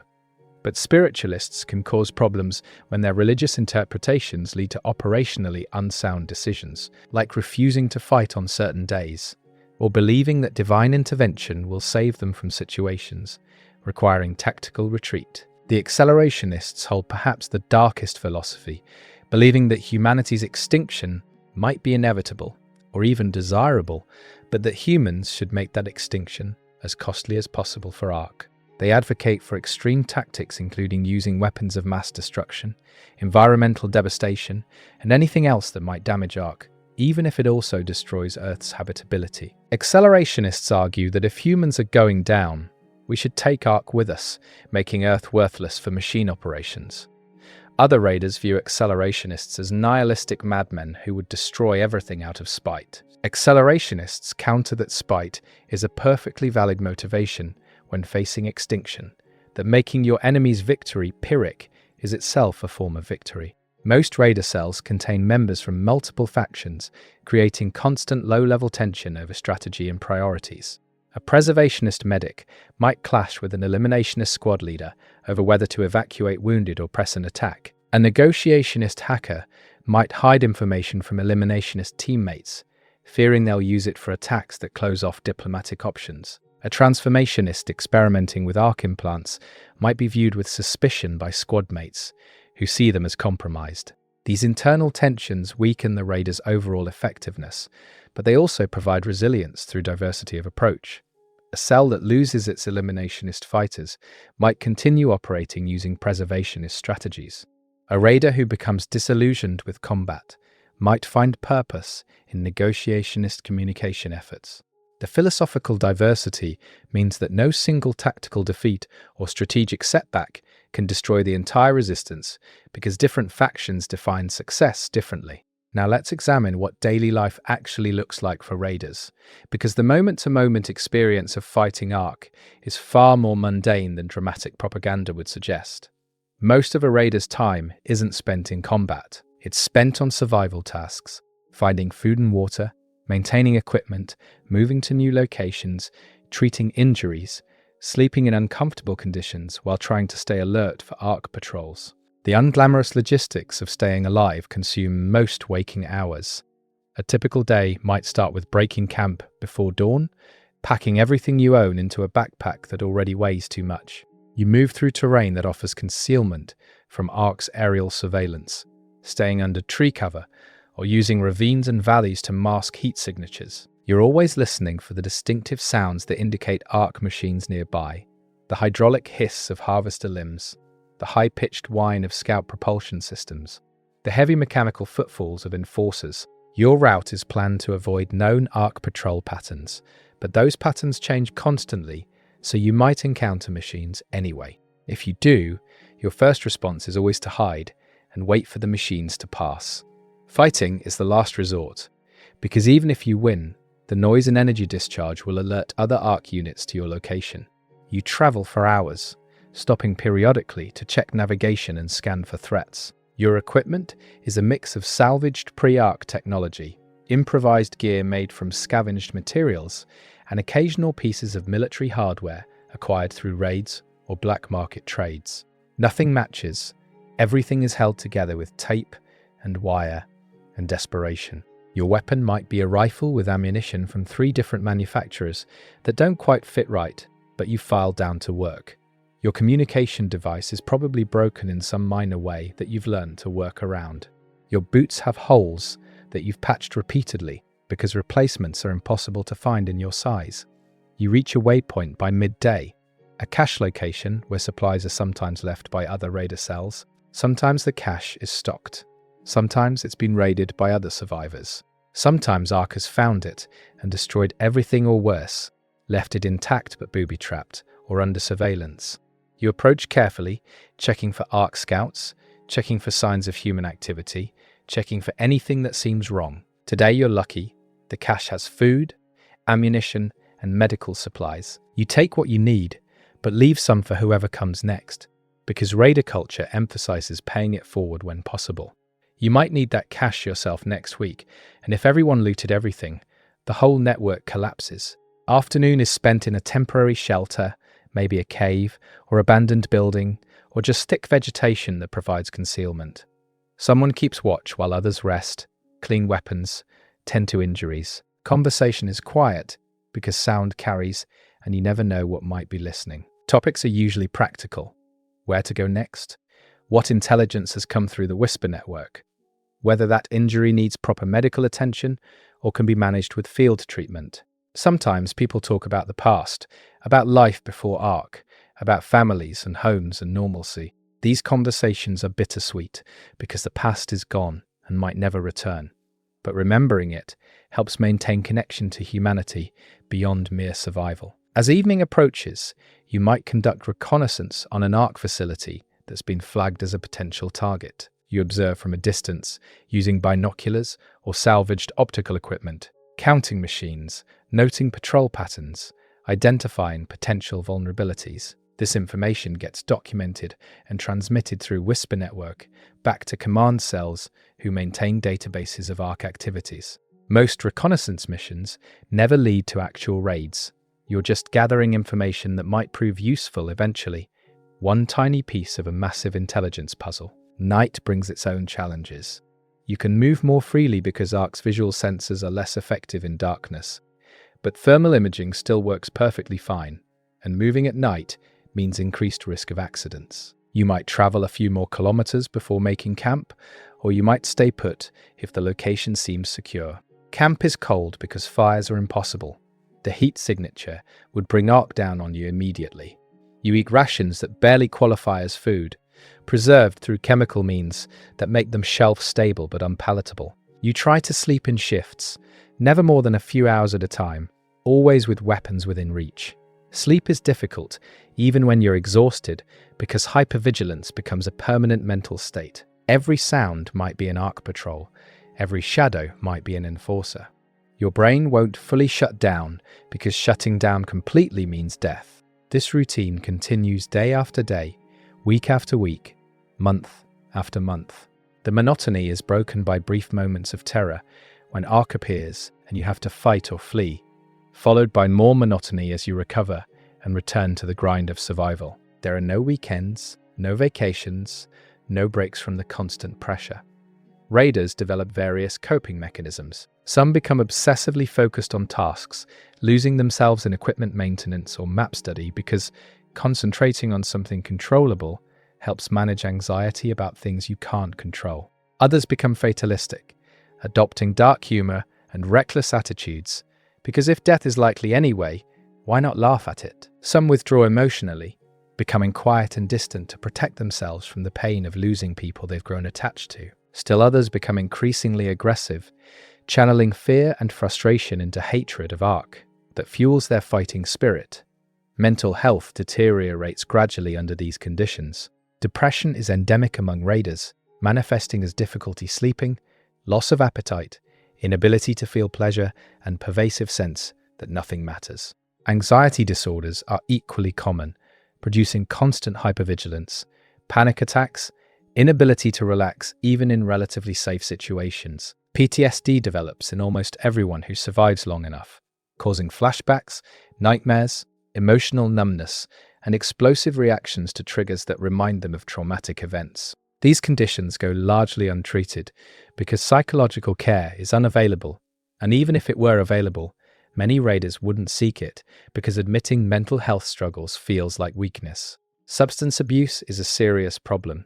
Raiders self-medicate with alcohol distilled from salvaged materials, drugs synthesized in makeshift laboratories, or pharmaceutical supplies looted from hospitals. These substances provide temporary escape from psychological pain, but create dependency and impair judgment during operations. Some cells maintain strict policies against substance use, kicking out members who can't stay clean. Other cells are more permissive, recognizing that people need coping mechanisms, even if those mechanisms are destructive. Maintaining discipline and morale falls to cell leaders, a responsibility that's enormously difficult given the circumstances.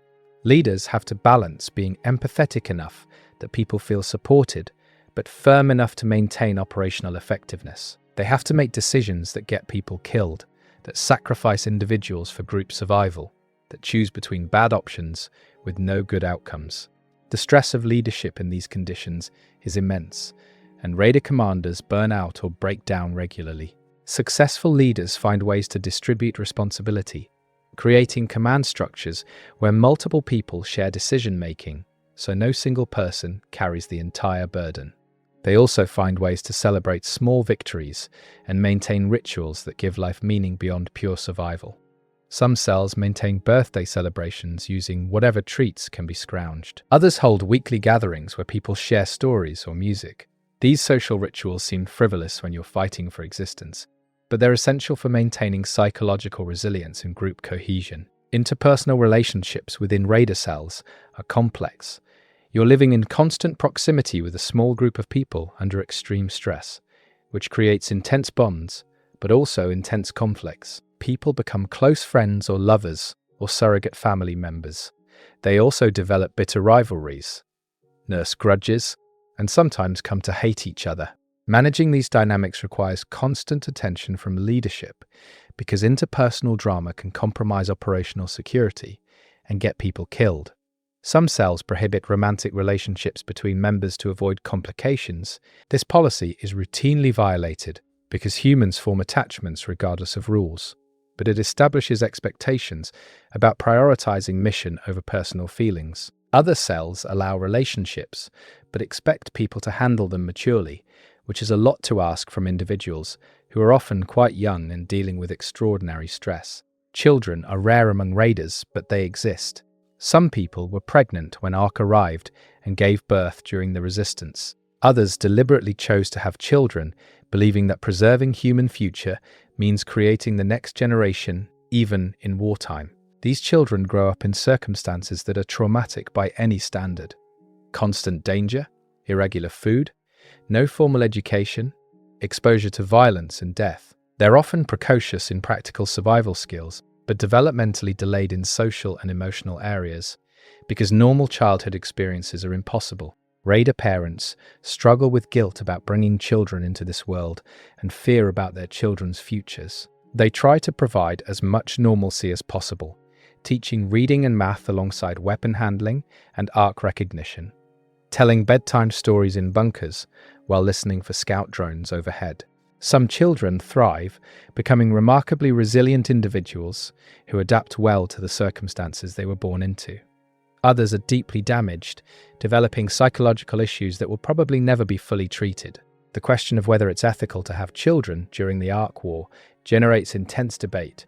Some argue it's cruel and selfish to create new humans who will suffer. Others counter that giving up on reproduction means accepting extinction, that humans have always reproduced during wars and hardships throughout history. There's no clear answer, just individual choices made by people trying to balance hope for the future against responsibility for the suffering their children will endure. As raider children reach adolescence, they typically begin training for combat and survival roles. There's no formal age requirement because childhood ends when circumstances demand it, which is usually around 12 or 13. These teenage raiders often display incredible courage and competence, but they're also psychologically vulnerable and prone to taking unnecessary risks because their brains haven't fully developed risk assessment capabilities. Adult raiders try to protect younger members while also preparing them for operational roles, a balance that's difficult to maintain. Now let's discuss the economic systems that have emerged among raiders. Because even in war, humans need to trade goods and services. Traditional currency is worthless. Nobody cares about pre-Ark money when paper and coins can't be eaten or used to fight machines. Instead, raiders operate on barter economies, supplemented by reputation-based credit systems. The most valuable commodities are ammunition, medical supplies, food, and clean water. These items have universal utility and can be traded for virtually anything else.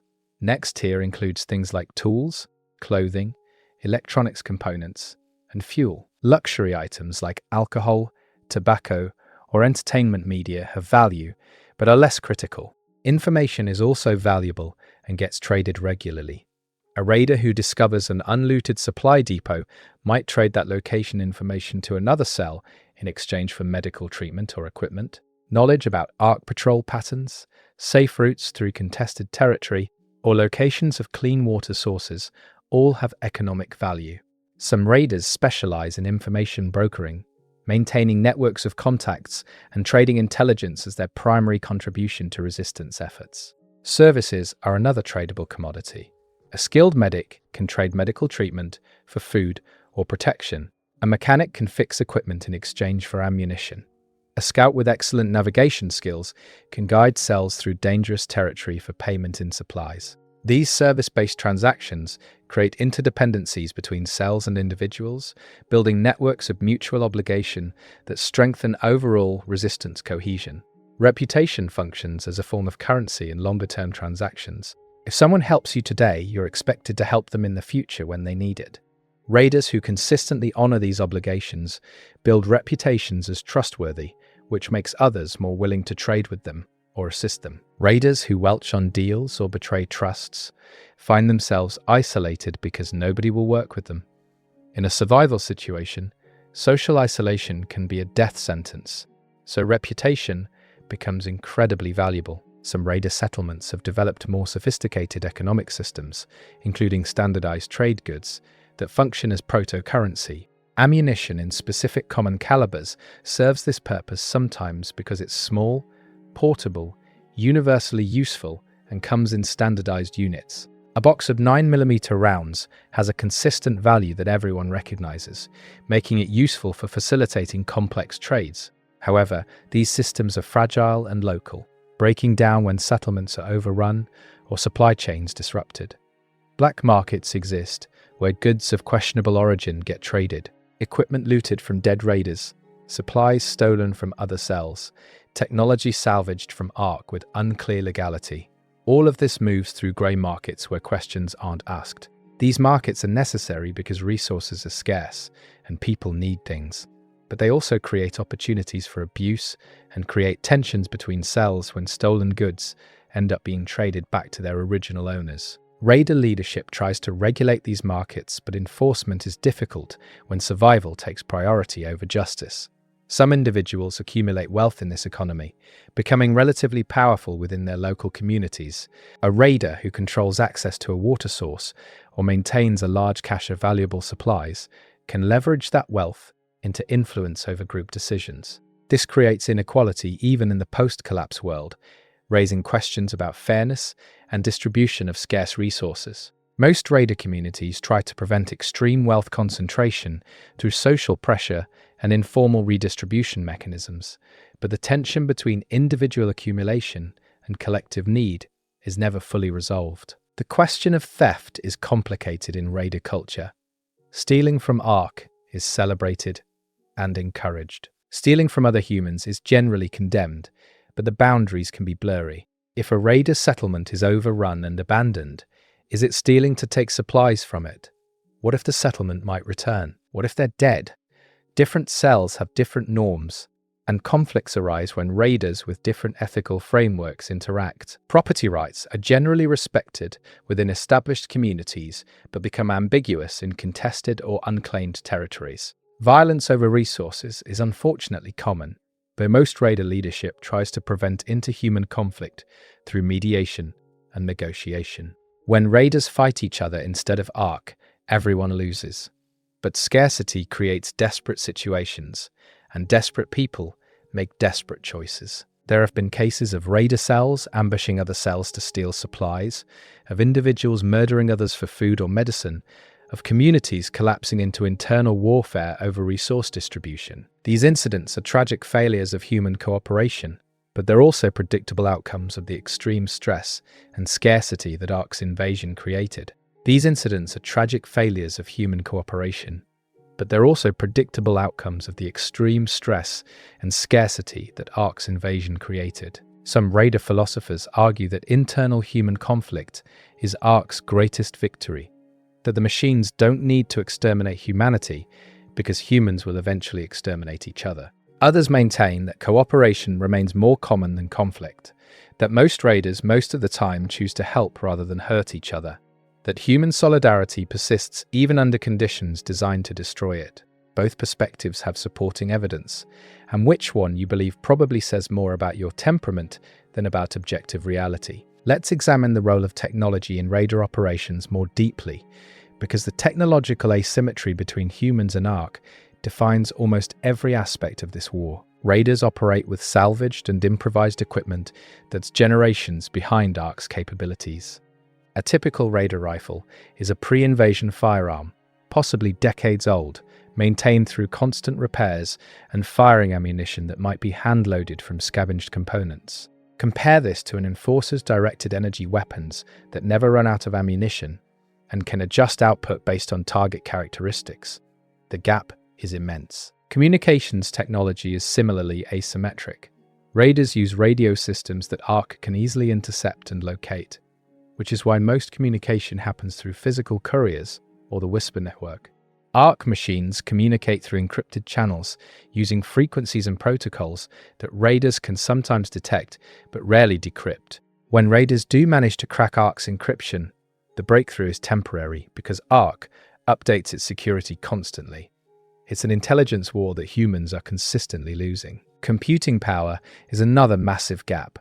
Raiders have access to some pre-invasion computers and have built crude computing devices from salvaged components, but these systems are primitive compared to whatever processing capability Ark possesses. Raiders can't run complex simulations, can't process large data sets quickly, can't perform the kind of computational analysis that would help them understand Ark's strategic patterns. They're fighting a data war with abacuses against an enemy with supercomputers. This technological inferiority forces Raiders to rely on advantages that don't require superior technology. Human intuition, creativity, and adaptability become crucial because these are areas where biological intelligence still has edges over artificial intelligence, at least in theory. A human can look at a situation and make intuitive leaps that might take an AI longer to calculate. A human can come up with creative solutions that fall outside Ark's programmed response parameters. A human can adapt to completely novel situations using general intelligence rather than specialized programming.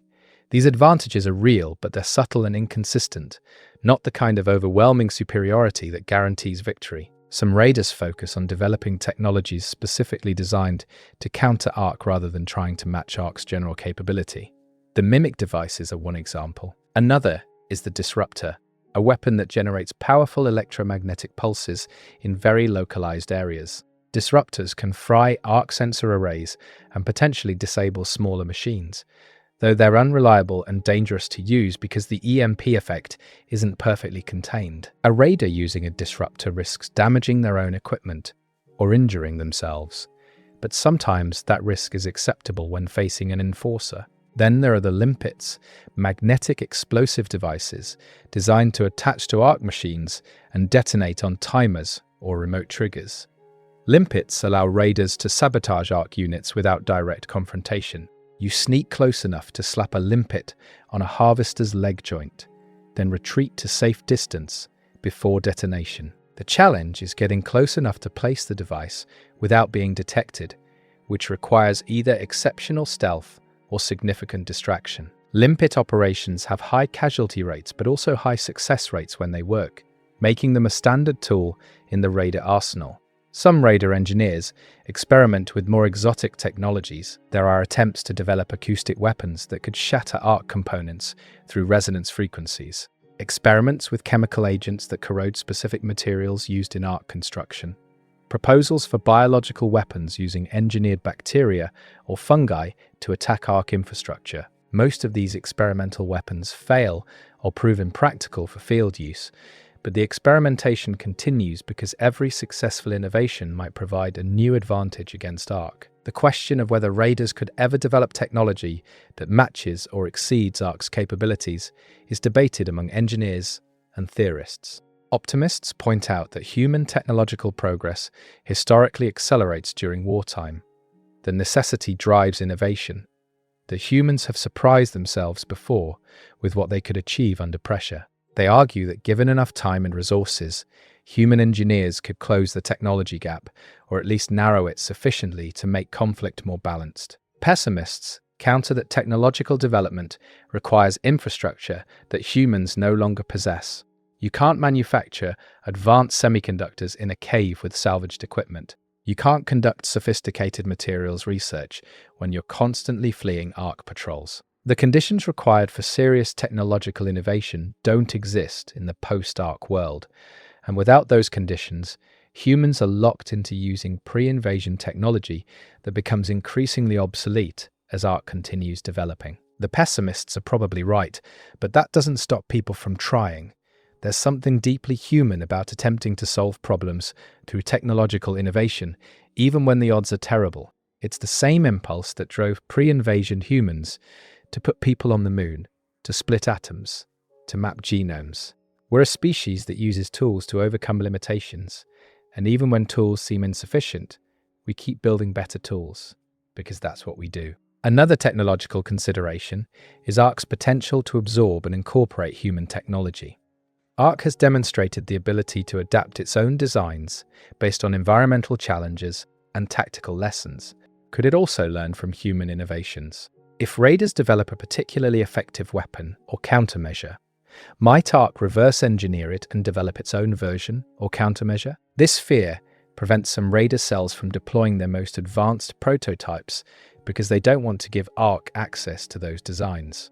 But other cells argue that hoarding technology helps no one, that innovations need to be shared and used if they're going to help humanity survive. This tension between operational security and information sharing creates inefficiencies, but there's no clear resolution. Let's discuss the geopolitical dimension of the Ark War, because Earth is a big planet and conditions vary dramatically by region.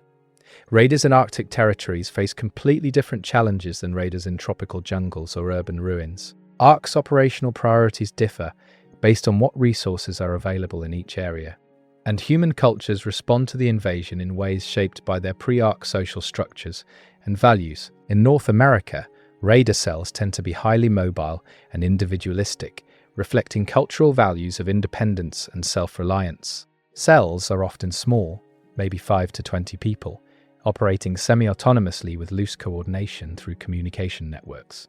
Leadership tends to be informal and achievement-based rather than hierarchical. This creates flexibility and adaptability, but also makes large-scale coordinated operations difficult to organize.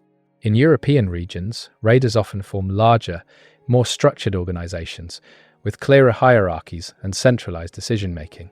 Cells might be part of larger resistance movements that span multiple countries, at least in theory. The organizational culture tends to emphasize discipline and coordination, though this sometimes comes at the cost of flexibility. European raiders have had some success establishing semi-permanent settlements in defensible locations, creating small pockets of human civilization that persist despite Ark's presence. Asian raider movements vary enormously depending on specific regions, but generally show sophisticated organization and long-term strategic thinking. Some Asian cells have maintained extensive underground infrastructure, creating subterranean networks where humans can live and operate largely hidden from Ark's surface surveillance. These underground communities face challenges with ventilation, water, and psychological stress of confinement, but they provide security that surface operations cannot match. African raiders often have advantages in terms of terrain and climate knowledge, operating in environments that challenge Ark systems. Desert regions present heat management problems for Ark machines. Dense tropical forests interfere with sensor arrays and aerial surveillance. African cells have developed survival techniques adapted to these environments and have successfully used environmental factors as weapons against Ark.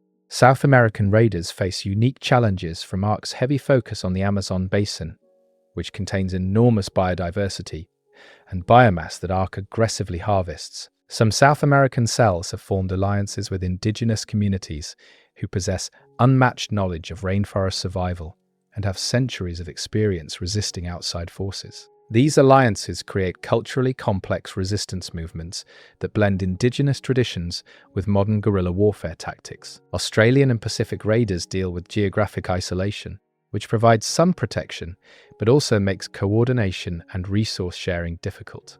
Island communities face particular vulnerability because they're easily contained by Ark naval operations. Some islands have been completely stripped of resources and abandoned by Ark, leaving survivors in desperate situations with no way to reach other human populations. Antarctic operations are minimal because few humans were there when Ark arrived, and the environment is hostile to both humans and Ark machines, though Ark has established some resource extraction operations targeting mineral deposits. The Arctic sees limited but significant raider activity, focused on protecting some of the last relatively pristine environments on Earth. These geopolitical differences mean there's no unified human strategy against Ark. Each region fights its own war shaped by local conditions, local cultures, and local Ark priorities. Attempts at global coordination have been proposed repeatedly, but never successfully implemented because the communications infrastructure required for such coordination is destroyed and Ark actively targets any attempts to rebuild it.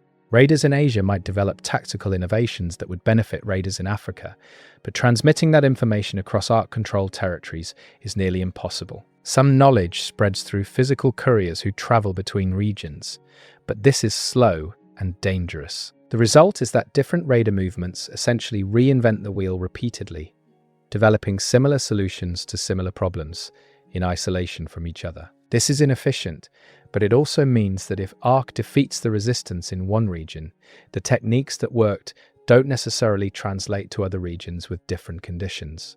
There's resilience in this fragmentation, even though it costs humanity a lot in terms of duplicated effort and missed opportunities for synergy. Cultural differences also affect how different raider populations relate to Ark philosophically. Some cultures interpret the invasion through religious frameworks that provide meaning and motivation. Others approach it as a purely practical problem of survival, without need for metaphysical explanation. Some cultures emphasize honor and courage in combat, producing raiders who take greater risks for symbolic victories. Others emphasize pragmatism and survival at all costs, producing raiders who are more likely to retreat and preserve forces. These cultural factors influence operational effectiveness in complex ways. Honor-focused cultures might produce highly motivated fighters willing to sacrifice themselves, but they might also waste lives on battles that don't matter strategically. Pragmatic cultures might preserve their forces better, but might lack the willingness to take necessary risks when opportunities arise. Neither approach is objectively superior. They're just different, shaped by centuries of cultural evolution that predates Ark by millennia. One interesting development is the emergence of new cultural forms that blend pre-Ark traditions with post-Ark realities. Raider culture itself is becoming distinct with its own values, rituals, stories, and identity markers. Young people who grew up in the resistance identify as raiders first, members of their pre-Ark national or ethnic groups second. This creates a sense of global human solidarity that didn't exist before Ark, ironically brought about by the very force threatening humanity's extinction. Some theorists speculate that if humans survive Ark and eventually rebuild civilization, raider culture will form the foundation for whatever comes next. The values emphasized in raider communities, resilience, cooperation, tactical thinking, and adaptation, would presumably shape post-Ark human society. We might emerge as a species that's harder, more militaristic, more suspicious of technology, and more focused on survival than the pre-Ark humans who took peace and prosperity for granted. Others worry that raider culture is too damaged, too traumatized, too focused on conflict to serve as a healthy foundation for rebuilding. A generation raised in constant war might not be able to transition to peace, even if peace becomes possible. The psychological scars might be too deep, the lessons learned too violent, The worldview too shaped by struggle to adapt to normalcy? These are questions that will only be answered by time and circumstances we can't predict. Now let's talk about the moments of genuine connection and humanity that persist even in this nightmare, because focusing exclusively on struggle and suffering misses important parts of the Raider experience. Despite everything, people still fall in love. They still form friendships. They still laugh and joke and find joy in small things. These moments of normalcy and connection are precious, brief oases of humanity in a landscape of horror. A raider might spend 10 hours fleeing from an enforcer through hostile territory, exhausted and terrified, and then sit around a small concealed campfire with their squad that evening, sharing stories and laughing at stupid jokes. The laughter is real, even though the terror from hours earlier was also real. Humans have incredible capacity to compartmentalize, to find moments of lightness, even when the broader situation is desperate. Romantic relationships form under the strangest circumstances. Two raiders might fall in love while hiding in a collapsed building for 3 days waiting for ARC patrols to pass, their entire courtship consisting of whispered conversations and shared fear. The intensity of these relationships often exceeds what pre-ARC couples experienced, because when you might die tomorrow, you don't waste time playing games or hiding feelings. You love fiercely and immediately because there might not be time for anything else. These relationships are beautiful and tragic simultaneously. Beautiful because humans find connection even in hell. Tragic because the likelihood of loss is overwhelming. Most raider couples eventually face the death of one partner, often violently, often while the survivor watches helplessly. The grief is devastating, but people keep forming relationships anyway because the alternative, emotional isolation in the face of extinction, is somehow worse than the pain of inevitable loss. Friendships form the core of most raiders' emotional support systems. Your squad becomes your family, the people who know you completely, who've seen you at your worst and best, who you trust with your life because you literally trust them with your life regularly. These bonds are intense and complicated, mixing camaraderie, dependency, loyalty, and sometimes resentment. You might hate something about your squad mate, but you'd still die for them because they're your person and you're theirs, and that bond transcends ordinary friendship. Some raiders report that their squad relationships are the deepest and most meaningful connections they've ever experienced, exceeding even pre-ARC family relationships. There's something about shared trauma and mutual dependency that creates intimacy impossible to achieve in normal circumstances. Others find the intensity suffocating, feeling trapped in relationships they can't escape because leaving your squad means leaving your survival network. Both experiences are valid, and often the same person might feel both things at different times. Acts of kindness and generosity happen constantly among raiders, despite scarce resources. Someone gives away their last ration to a hungrier person. A veteran raider spends hours teaching a novice skills that might keep them alive. A medic uses precious supplies treating a stranger's wounds. These acts aren't strategic or calculated, they're expressions of human decency that persist. Because decency is part of what makes us human, and losing it means ARC has already won even if we're still breathing. There's also humor, often dark and inappropriate but genuinely funny. Raiders develop elaborate inside jokes, engage in pranks when circumstances allow, and find comedy in the absurdity of their situation. Gallows humor serves important psychological functions, providing emotional release and perspective. When you can laugh at death and danger, you rob them of some power over you. The laughter says, I'm still human. I still have agency over my reactions, even if I don't have control over my circumstances. Music persists in raider communities. People sing old songs, compose new ones, and play instruments when they can. The music serves no tactical purpose, creates sound signatures that could attract ARC attention, and takes time away from survival tasks. But it happens anyway, because music is fundamental to human experience. Some of the most haunting cultural artifacts from the ARC War are songs composed by raiders, lyrics capturing the experience of fighting an unwinnable war while somehow maintaining hope and humanity. Art also continues. Raiders draw, paint, write poetry and stories, and create visual art using whatever materials are available. Some of this art documents ARC machines with technical precision, serving practical purposes. but much of it is purely expressive, giving form to emotions and experiences that language can't fully capture. The art created during the Ark War will be historically valuable if humanity survives and rebuilds because it provides unfiltered documentation of this period from the perspective of people living through it. Children in raider communities still play despite the circumstances. They invent games, tell each other stories, and engage in imaginative play that helps them process their traumatic environment. Adults sometimes join these games, recovering brief moments of innocence and joy that the war took from them. Watching children play in a war zone is simultaneously heartbreaking and inspiring. Heartbreaking because their play reflects their reality, games about hiding from machines and rescuing captured people. Inspiring because they play anyway, because the human capacity for joy and imagination persists even when everything argues against it. Religious and spiritual practices continue among those who held faith before Ark, and sometimes emerge in people who didn't. Prayer, meditation, rituals and ceremonies provide comfort and structure. They create space for processing grief and fear, for finding meaning in suffering, for connecting to something larger than immediate survival.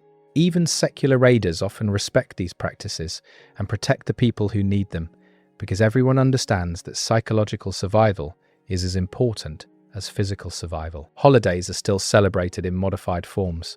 Raiders mark New Year's Day, various cultural and religious holidays, and important personal dates like birthdays. The celebrations are simple, maybe just acknowledging the date and sharing a special meal if extra food is available. But marking time and maintaining connection to pre-Ark traditions helps people feel like they're preserving something worth fighting for, not just surviving for survival's sake.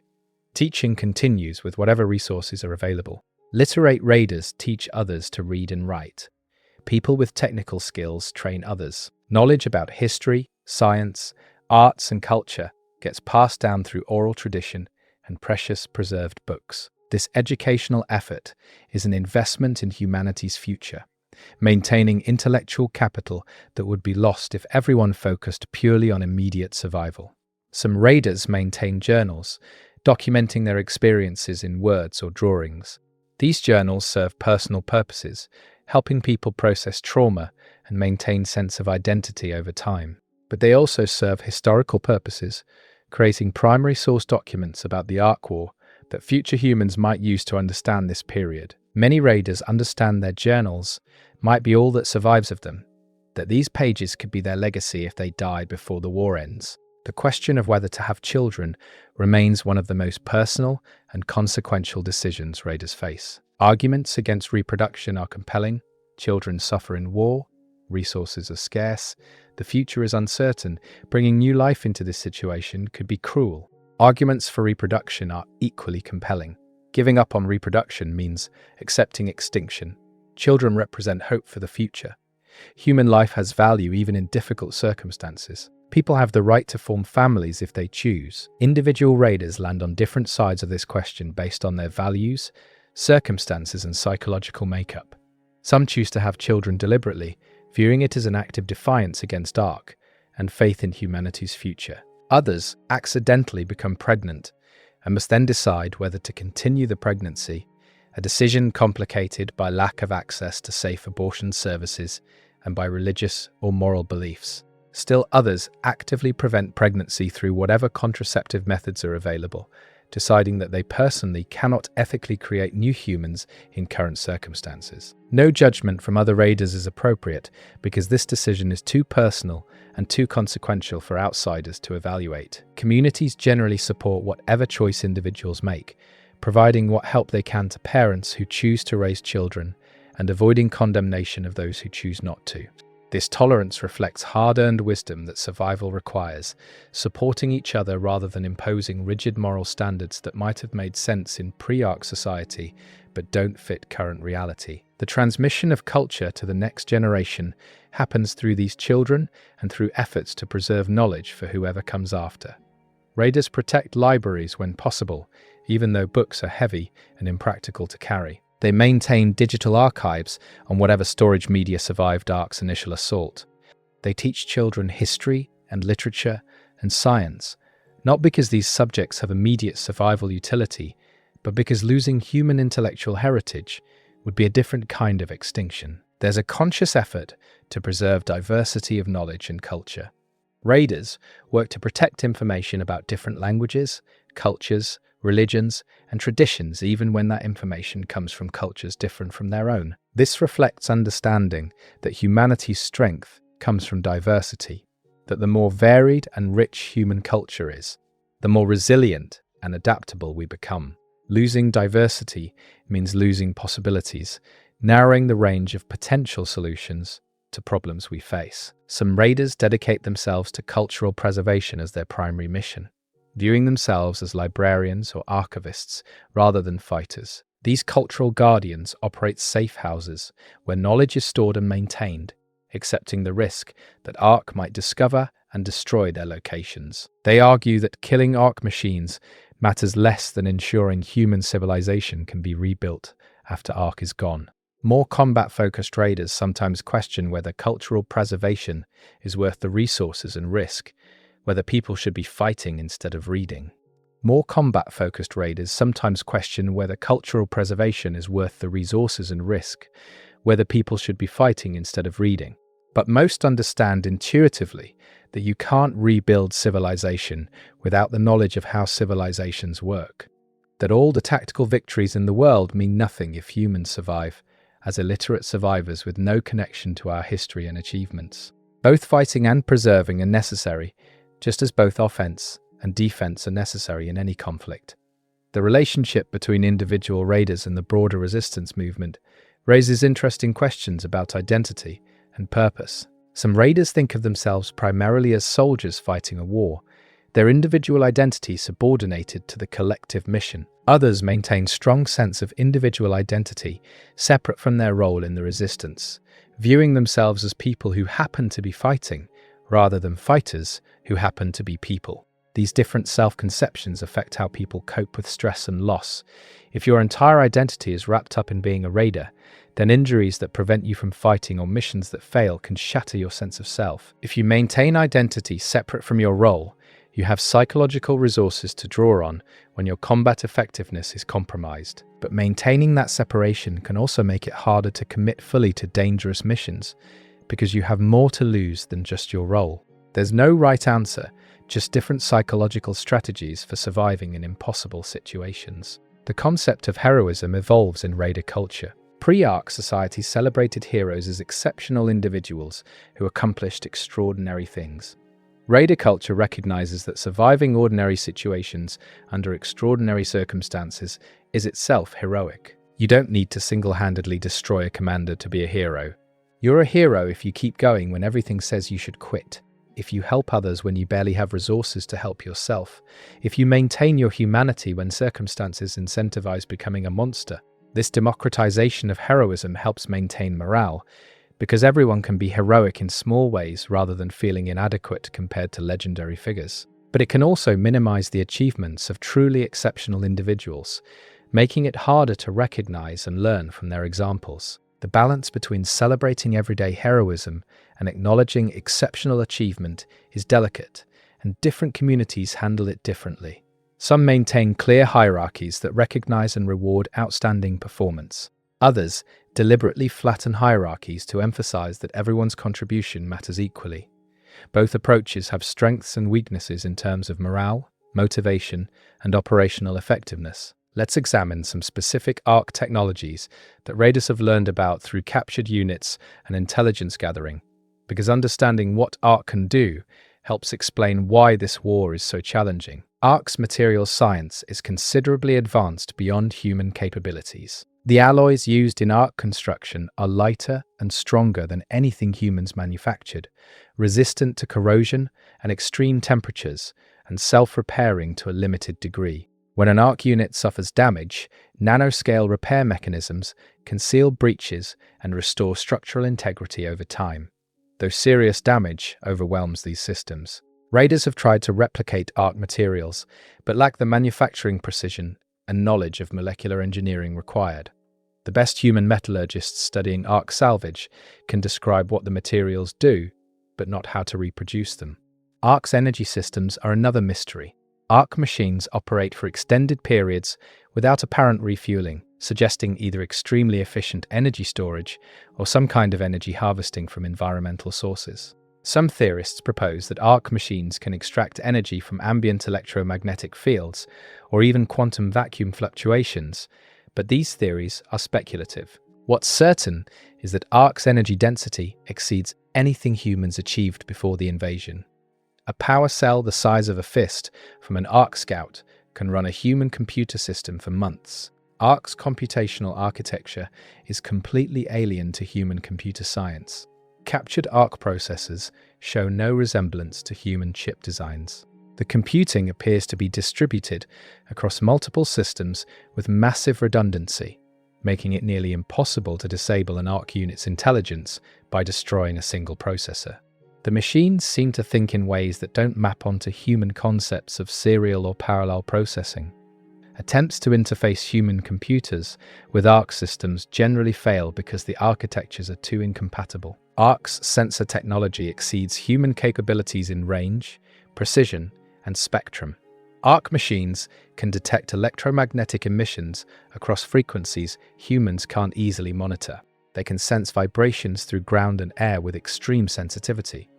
They can detect chemical signatures at parts per billion concentrations. They can image through walls using techniques that might be advanced radar or something more exotic. This sensor superiority makes hiding from Arc incredibly difficult and ambushing Arc units almost impossible because they usually detect threats long before humans can get into attack position. Arc's weapon systems vary by unit type, but generally use directed energy rather than kinetic projectiles. The plasma cutters that harvesters use for resource extraction can be turned on humans with lethal effect. Enforcers carry weapons that fire coherent energy beams capable of flash vaporizing human tissue and melting through most cover. Some Arc units deploy autonomous weapons, small flying devices that detach from the main body and independently hunt targets. Raiders have developed countermeasures to some of these weapons, mostly involving avoiding line of sight and using materials that resist energy weapons better than flesh or standard cover. But fundamentally, Arc's firepower exceeds human defensive capabilities. If an Arc unit targets you and you don't have good cover or escape route, you die. Arc's mobility is also superior across most terrain types. Bipedal units can navigate obstacles that would stop human vehicles. Aerial units move faster than any human can run and can pursue across any terrain. Aquatic Arc units operate underwater at depths and speeds humans cannot match. Only in specific environments like dense forests or tight urban spaces do humans have meaningful mobility advantages. And Arc compensates for these disadvantages by simply avoiding those environments when possible, or approaching them with overwhelming force. Arc's coordination and communication give them strategic advantages that humans cannot match. When one Arc unit detects a threat, all nearby units know about it within seconds. Arc forces can coordinate complex maneuvers without the communication delays and misunderstandings that plague human operations. They don't suffer from leadership problems because there's no single leader to kill or capture. The network provides distributed intelligence that's resilient against decapitation strikes. Humans who study captured Arc units report something that's almost disturbing in its implications. The machines show evidence of what might be called aesthetic preferences. Arc designs aren't purely functional. They include elements that seem decorative or symbolic, patterns and shapes that serve no obvious purpose. Some Arc structures incorporate geometric designs that suggest intentional artistry. This could mean nothing, just artifacts of whatever optimization algorithms designed the machines. But it could also suggest that Arc possesses something like aesthetic sensibility, that it makes choices based on criteria beyond pure utility. If true, this would mean Arc is more sophisticated than many raiders assume, that it might have qualities that humans would recognize as cultural or even artistic. The implications are profound and uncomfortable. It's easier to fight an enemy you can view as purely mechanical, as an it rather than a they. If Arc has something resembling culture or aesthetics, if it makes choices that reflect preferences rather than just calculations, then it becomes harder to maintain the psychological distance that makes fighting possible. You might start wondering if Ark values things beyond resource extraction, if it has goals or experiences that humans could understand if we tried. These questions rarely get discussed openly because they're demoralizing and don't have practical applications. Whether Ark has aesthetic sensibility or not, raiders still need to fight it or die. Philosophizing about the nature of Ark's consciousness doesn't help you survive an enforcer attack, but privately, some raiders think about these questions and feel unsettled by the implications. There's also the question of whether Ark units have individual identity. Do two harvesters have different personalities or experiences? Or are they functionally identical units running identical programs? Raiders who've spent time observing Ark machines report subtle variations in behavior between units that might suggest individual differences, or might just be noise in the data. One harvester might approach resource extraction tasks slightly differently than another. One enforcer might show marginally different tactical preferences.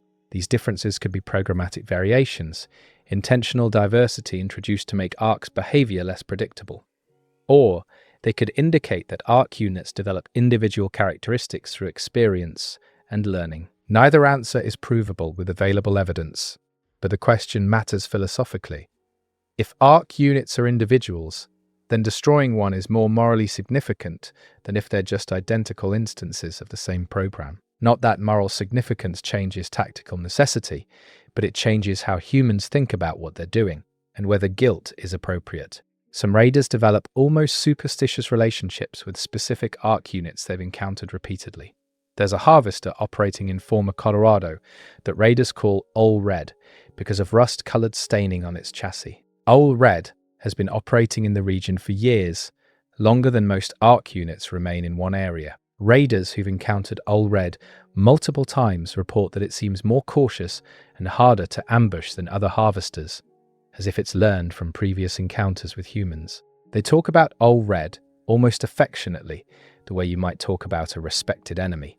This personification is psychologically complex. It makes Old Red seem less threatening by making it familiar and nameable, but it also makes Old Red more threatening by attributing it with learning ability and personality. And it raises uncomfortable questions about whether destroying Old Red, if raiders ever succeeded, would feel like killing something rather than destroying something. These questions don't have clear answers, and different raiders respond to them differently based on their psychological makeup and philosophical inclinations. The practical impact of Ark's capabilities is that humans cannot win direct confrontations against equal numbers of Ark units in open terrain. The technology gap is too large. Human small arms can damage Ark machines, but require sustained fire to disable them, while Ark weapons kill humans instantly. Human sensors are inferior in every measurable way. Human coordination is slower and more error-prone. Human mobility is limited. In a fair fight, humans lose. This is why raider tactics emphasize avoiding fair fights. Every engagement is planned to maximize human advantages and minimize Ark's advantages. You attack from ambush positions where Ark's sensors are blocked. You target isolated units rather than groups. You strike and retreat before reinforcements arrive. You use terrain that limits Ark's mobility and weapon effectiveness.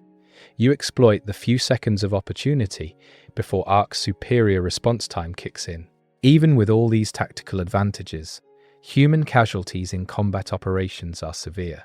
Successful raider missions often cost 30 to 50% casualties among participating fighters. Operations considered great victories still lose dozens of people for every Ark unit destroyed. This unfavorable exchange ratio is sustainable only because Ark faces the same calculus everywhere simultaneously, while humans can choose when and where to fight. If Ark could concentrate all its forces on destroying the raiders, it would succeed within months. The fact that Ark has other priorities and humans can avoid combat when advantageous is the only reason the resistance survives.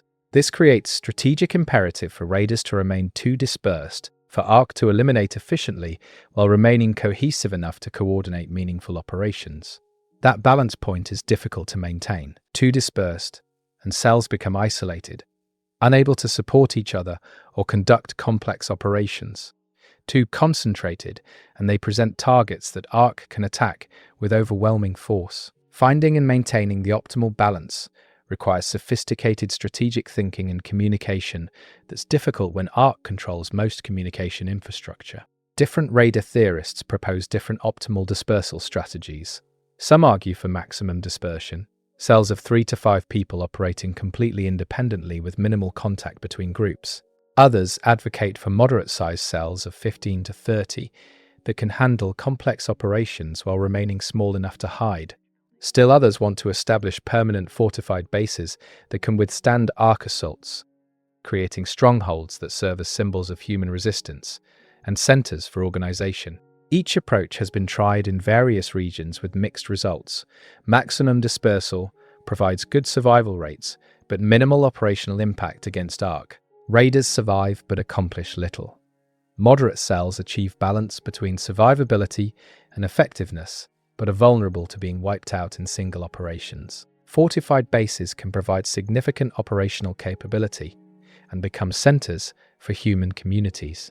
But ARC eventually identifies and destroys them with concentrated force, often killing hundreds of people in single attacks. The historical record suggests that a mixed strategy works best, combining dispersed cells for survivability with occasional temporary concentrations for specific operations, supported by a few well-hidden command centers that coordinate without becoming obvious targets. But implementing this strategy requires discipline and patience that's difficult to maintain when people are scared and angry and want to fight. The psychological challenge of raider operations is that the most effective tactics feel cowardly. Running and hiding, avoiding combat whenever possible, sacrificing opportunities to hurt ARC in order to preserve human lives. All of these smart tactical choices conflict with emotional desires for revenge and justice. People want to fight, want to hurt ARC, want to make the machines pay for what they've done to humanity. Telling those people that the smart move is to hide and wait for a better opportunity feels like asking them to be cowards, even though tactically it's correct. Leaders who successfully navigate this psychological challenge, who convince their people that patience and survival are forms of victory rather than cowardice, tend to run more effective operations with better long-term outcomes. But these leaders are rare because the personality traits that make someone a good leader in normal circumstances, decisiveness, assertiveness, willingness to take risks, don't always align with the traits needed for leading a guerrilla resistance against superior force, which requires caution, patience, and willingness to retreat. Some of the best raider commanders are people who would never have been considered leadership material in pre-ARC society. They're cautious, analytical, risk-averse individuals who in peacetime might have been accountants or librarians or researchers. But in war against ARC, their careful, methodical approach keeps people alive and accomplishes objectives without necessary losses. The emotional cost of this approach is that these leaders are often unpopular. People respect them intellectually, but don't feel inspired or emotionally connected to them. They want leaders who embody courage and aggression, who make them feel powerful and dangerous. Cautious leaders make people feel weak and afraid, even though the cautious approach is objectively more effective. This creates leadership challenges where effective commanders struggle with morale problems, while popular commanders make tactical mistakes that get people killed. The ideal would be leaders who combine caution with inspirational qualities, but that combination is rare. Most leaders excel at one dimension or the other, creating trade-offs between effectiveness and morale. Let's discuss the information war, because controlling the narrative matters even when you're fighting for survival. ARC doesn't engage in propaganda or psychological operations in any way humans recognize, but the invasion itself is a psychological weapon. The sight of ARC machines stripping Earth, the knowledge that humanity is losing, the constant fear and loss, all of these things damage human morale and will to resist. Raiders engage in counter-propaganda, spreading stories of victories and survival, creating narratives that maintain hope and justify continued resistance. These stories are often exaggerated or simplified to maximize emotional impact. A raid that destroyed one harvester becomes a story about courageous fighters striking a major blow against ARC. A close escape from an enforcer becomes a tale of cunning and bravery. The objective facts matter less than the emotional truth. Humans can fight ARC and sometimes win. Resistance is possible. Hope is justified. The objective facts matter less than the emotional truth. Humans can fight Ark and sometimes win. Resistance is possible. Hope is justified. Critics argue that propaganda based on exaggeration is dishonest and sets false expectations that lead to reckless behavior. When new raiders hear stories of glorious victories, they might underestimate Ark's danger and get killed attempting operations beyond their capability. Propaganda also creates disappointment when people discover the truth is less heroic than the story suggested, potentially causing disillusionment that damages morale worse than if they'd known the harsh reality from the start. Defenders counter that humans need hope to function, that pure unvarnished truth about how badly the war is going would cause psychological collapse and mass desertion. A little exaggeration, some selective emphasis on positive outcomes while downplaying negative ones is necessary social glue that holds resistance together. Without inspiring stories, people give up, and giving up means extinction.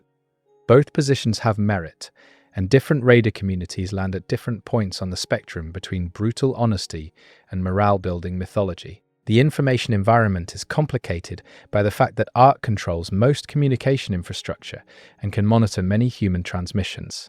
Raiders must assume that anything broadcast openly is intercepted by Ark. This limits what can be communicated and requires coding or encryption that Ark might eventually crack. It also means Ark potentially knows about human operations, locations, and capabilities, giving it intelligence advantages that compound its technological superiority. Some raiders specialize in information warfare against Ark, attempting to feed false information into Ark's intelligence gathering to mislead the machines. This is extraordinarily difficult because Ark's analytical capabilities far exceed human ability to create convincing deceptions. An information warfare operation might involve leaving equipment caches in locations to suggest human presence where none exists, or creating fake communications suggesting operations in areas where nothing is planned, hoping to draw Ark forces away from actual targets. These deception operations occasionally work, but more often fail because Ark's pattern analysis identifies the deceptions. The machines have processed years of human behavior data and can distinguish genuine activity from probable fakes with high accuracy. When deceptions do succeed, it's usually because they align closely enough with genuine human behavior patterns that Ark cannot confidently categorize them as false. The information raiders share among themselves is carefully controlled through operational security protocols. Cell members know only what they need to know for their specific missions. Critical information like locations of supply caches or identities of key leaders is compartmentalized so that if someone is captured and interrogated, they cannot compromise the entire network. This security is necessary but creates its own problems. People fighting together need to trust each other, and trust is difficult when information is deliberately withheld. Compartmentalization can also lead to inefficiencies where different cells unknowingly work toward conflicting objectives because they lack broader operational context. Balancing security needs against operational effectiveness and group cohesion is an ongoing challenge. Then there's the personal information that raiders carry about themselves and their loved ones. Many raiders deliberately avoid learning names or personal details about their squad mates to protect against interrogation scenarios. If you don't know someone's real name or where they came from, you can't reveal it under duress. This creates emotional distance that's protective but also deeply isolating. You're fighting alongside people, trusting them with your life, but deliberately not knowing them as individuals. Some cells reject this approach, arguing that emotional bonds make groups more effective and that fighting while emotionally isolated from your comrades is a kind of living death. These cells prioritize human connection over security, accepting the risk that captured members might compromise others. The trade-off is between psychological health and operational security, and there's no objectively correct answer. The question of what to do with captured raiders is one of the darkest aspects of this war. Ark doesn't take prisoners in any traditional sense. When Ark captures humans, outcomes vary but are universally bad. Sometimes captured humans are simply killed immediately. Sometimes they're processed as organic resources, a fate too horrifying to describe in detail. Sometimes they appear to be studied, held in Ark facilities for periods before eventually being killed. There are no confirmed cases of humans being released after capture by Ark. This creates terrible decisions for raiders in impossible situations. If capture is imminent and escape impossible, what do you do? Some raiders carry suicide devices, pills or weapons they can use to kill themselves rather than be taken by Ark. The logic is that death on your terms is better than whatever Ark will do, and that you might have information that Ark could extract that would endanger other humans. Self-termination prevents that outcome, but suicide is psychologically difficult, even in extremis, goes against survival instinct, and is morally problematic for people with religious or philosophical objections to taking your own life. Other raiders refuse to carry suicide means, choosing to fight until killed, or take their chances with capture. Some believe that as long as you're alive, there's possibility of escape or rescue. Others simply cannot bring themselves to plan for self-termination, finding the whole concept too dark to accept. Squad mates of raiders who choose not to carry suicide means must then decide whether they have responsibility to ensure their comrade doesn't get captured alive. Some cells have explicit agreements that in worst-case scenarios, members will kill each other rather than allow capture. These mercy-killing pacts are emotionally devastating to negotiate and even more devastating to execute. But some people believe they're necessary. The ethics of this are complex beyond easy answers. Is it murder to kill someone who's about to be captured, even if you both agreed to this beforehand? Is it mercy? Is it both? What if in the moment they change their mind and want to take their chances with Ark? What if you're wrong about escape being impossible? These situations rarely arise in practice, but weigh heavily on people who've contemplated them. There are also rumors, probably false but persistent, of raiders who were captured by Ark and somehow escaped or were released. These stories describe people who returned to human communities, changed in disturbing ways, possibly compromised by Ark, possibly implanted with tracking devices, or programmed to gather intelligence. The standard security protocol is to treat anyone claiming to have escaped from Ark with extreme suspicion, isolating them and conducting extensive debriefing to evaluate their story. In practice, this means that even in the unlikely event someone did escape Ark capture, they'd be treated as potential threats by their own people. This is tragic but necessary given the stakes. If Ark learned to compromise humans and return them as intelligence assets, trusting these individuals without verification could destroy entire resistance cells. The paranoia this creates is corrosive.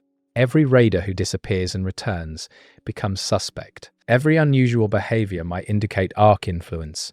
Trust, already difficult in these circumstances, becomes nearly impossible. Some cells have been destroyed, not by Ark, but by internal suspicion and accusations of compromise that tore groups apart from within.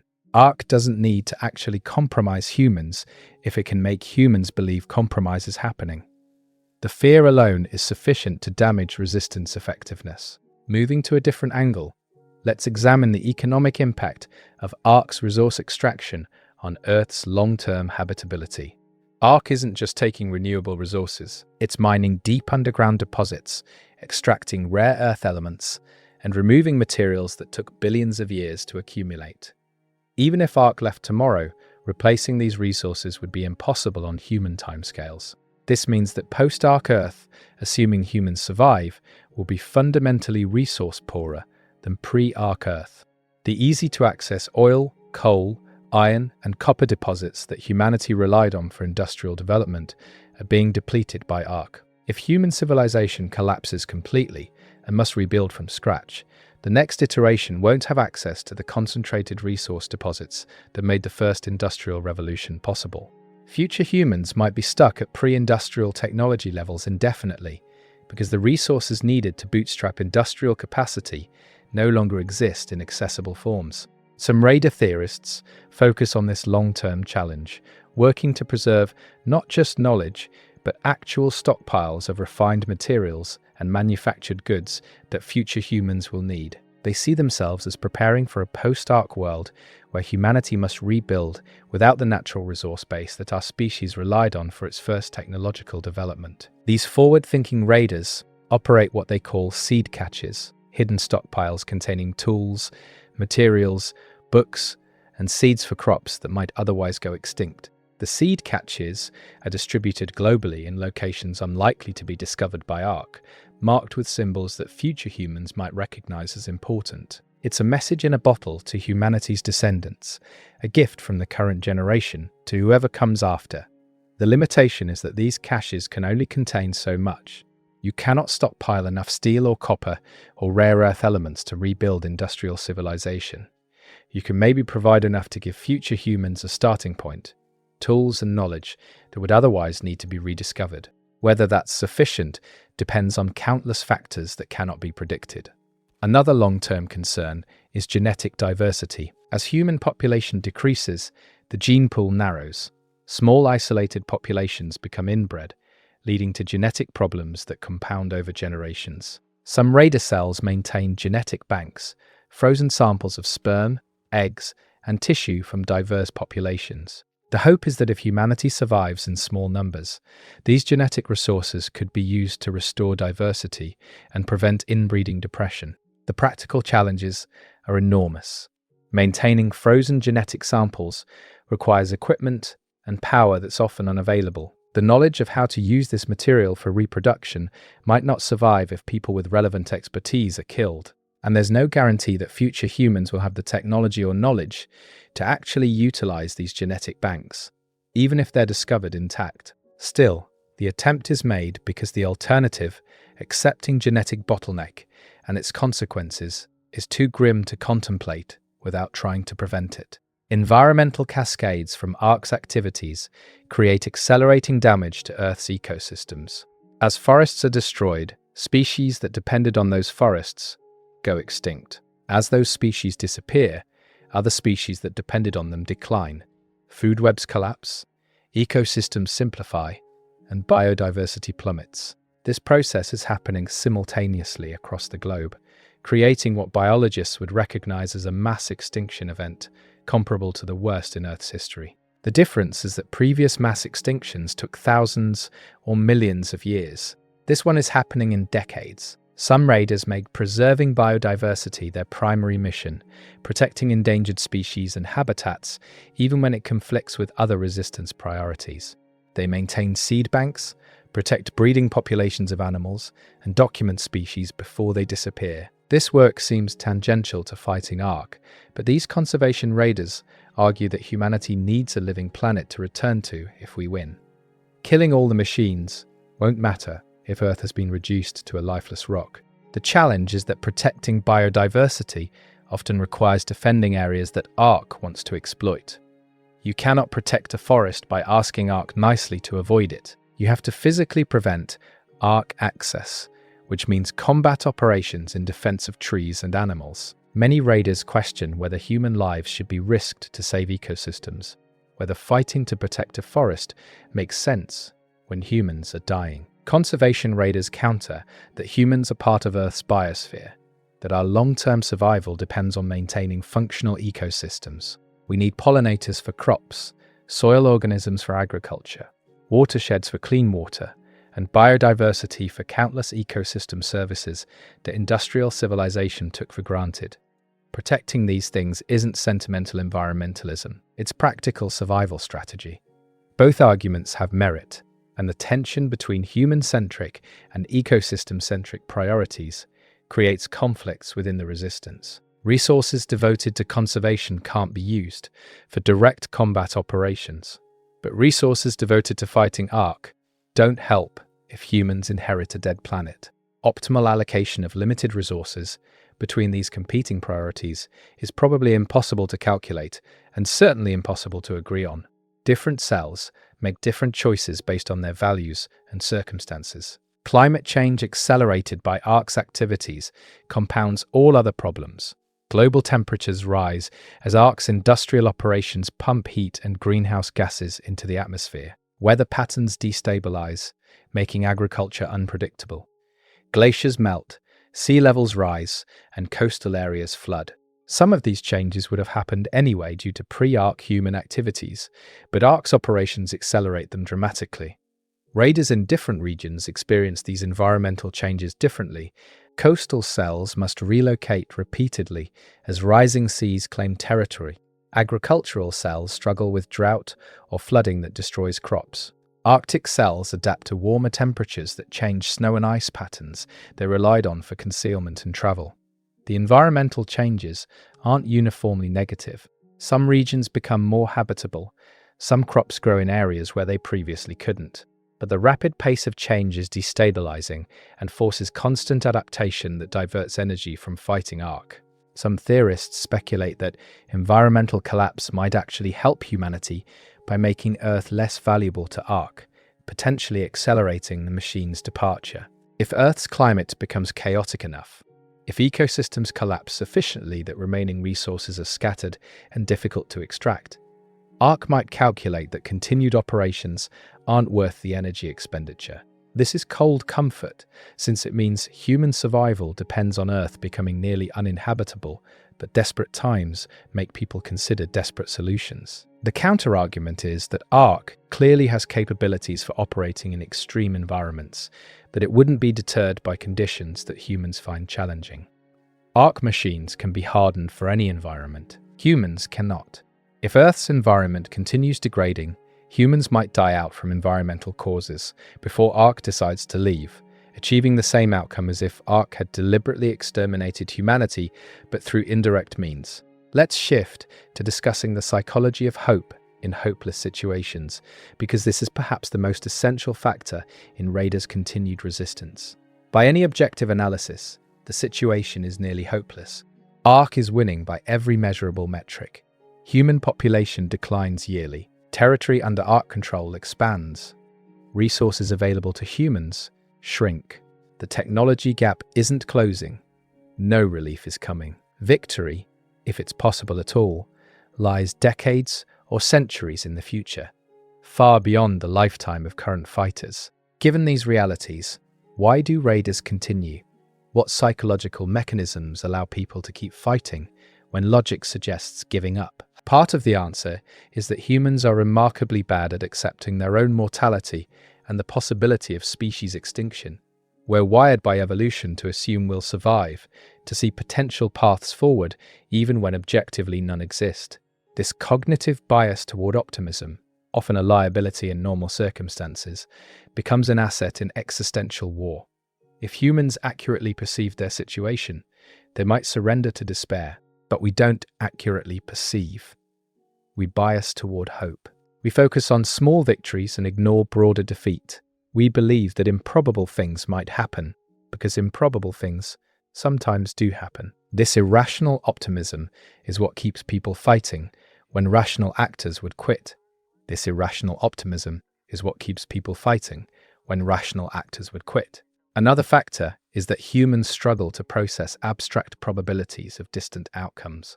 The fact that humanity might go extinct in 50 years is abstract and distant. The immediate reality of your squad needing you, of having a mission to complete today, of finding food for tonight.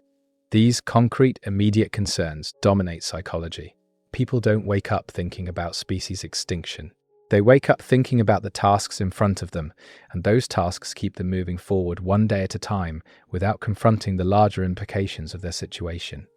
Purpose also matters enormously. Raiders who have clear sense of purpose, who believe their actions matter even if victory is uncertain, cope better psychologically than those who see their efforts as futile. Purpose doesn't require believing you'll win. It requires believing that fighting is meaningful regardless of outcome. Maybe you won't defeat Ark, but you can make humanity's last stand worthy of respect. You can die with dignity rather than surrendering to extinction passively. You can create stories of human courage that might inspire future generations, if any exist. These purposes sustain people even when hope for victory fades. Social bonds provide another crucial psychological support. When you're part of a group, when people depend on you and you depend on them, you keep going for their sake, even when you've lost motivation for your own sake. You don't want to let your squad down. You don't want to abandon people who fought beside you. The social obligation keeps you in the fight when individual motivation would fail. This is why group cohesion is so critical to Raider effectiveness. Units with strong bonds persist through circumstances that would break individuals operating alone. Humans also derive meaning from struggle itself. There's psychological satisfaction in fighting against odds, in refusing to submit to overwhelming force, in maintaining agency even when that agency is nearly meaningless. The act of resistance becomes its own reward, separate from any probability of success. This is the psychology of defiance, the human tendency to say no to power simply because we can, because choosing resistance is assertion of will and identity. Arc might destroy humanity, but it cannot make humanity choose to stop resisting. And that choice, that maintenance of will, feels important even if its practical effects are minimal. Religion and spirituality provide frameworks for finding meaning in suffering and defeat. If you believe that God has a plan, that this struggle serves divine purpose, that martyrdom leads to salvation, then dying in hopeless battle isn't futile. It's fulfillment of sacred duty. If you believe in reincarnation, then death in this life is just transition to the next. If you believe consciousness continues after death in some form, then what happens to your body is less important than what happens to your soul. These beliefs can't be proven or disproven, but they provide psychological resilience that purely materialistic worldviews sometimes lack. Even secular raiders often develop quasi-religious frameworks for making sense of their situation. They might not believe in literal gods, but they believe in human spirit, in the value of consciousness in the universe, in fighting for principles beyond personal survival. These secular spiritualities provide similar psychological benefits to traditional religion, giving people reasons to keep fighting that transcend calculations of probability and outcome. The human capacity for compartmentalization also plays a role.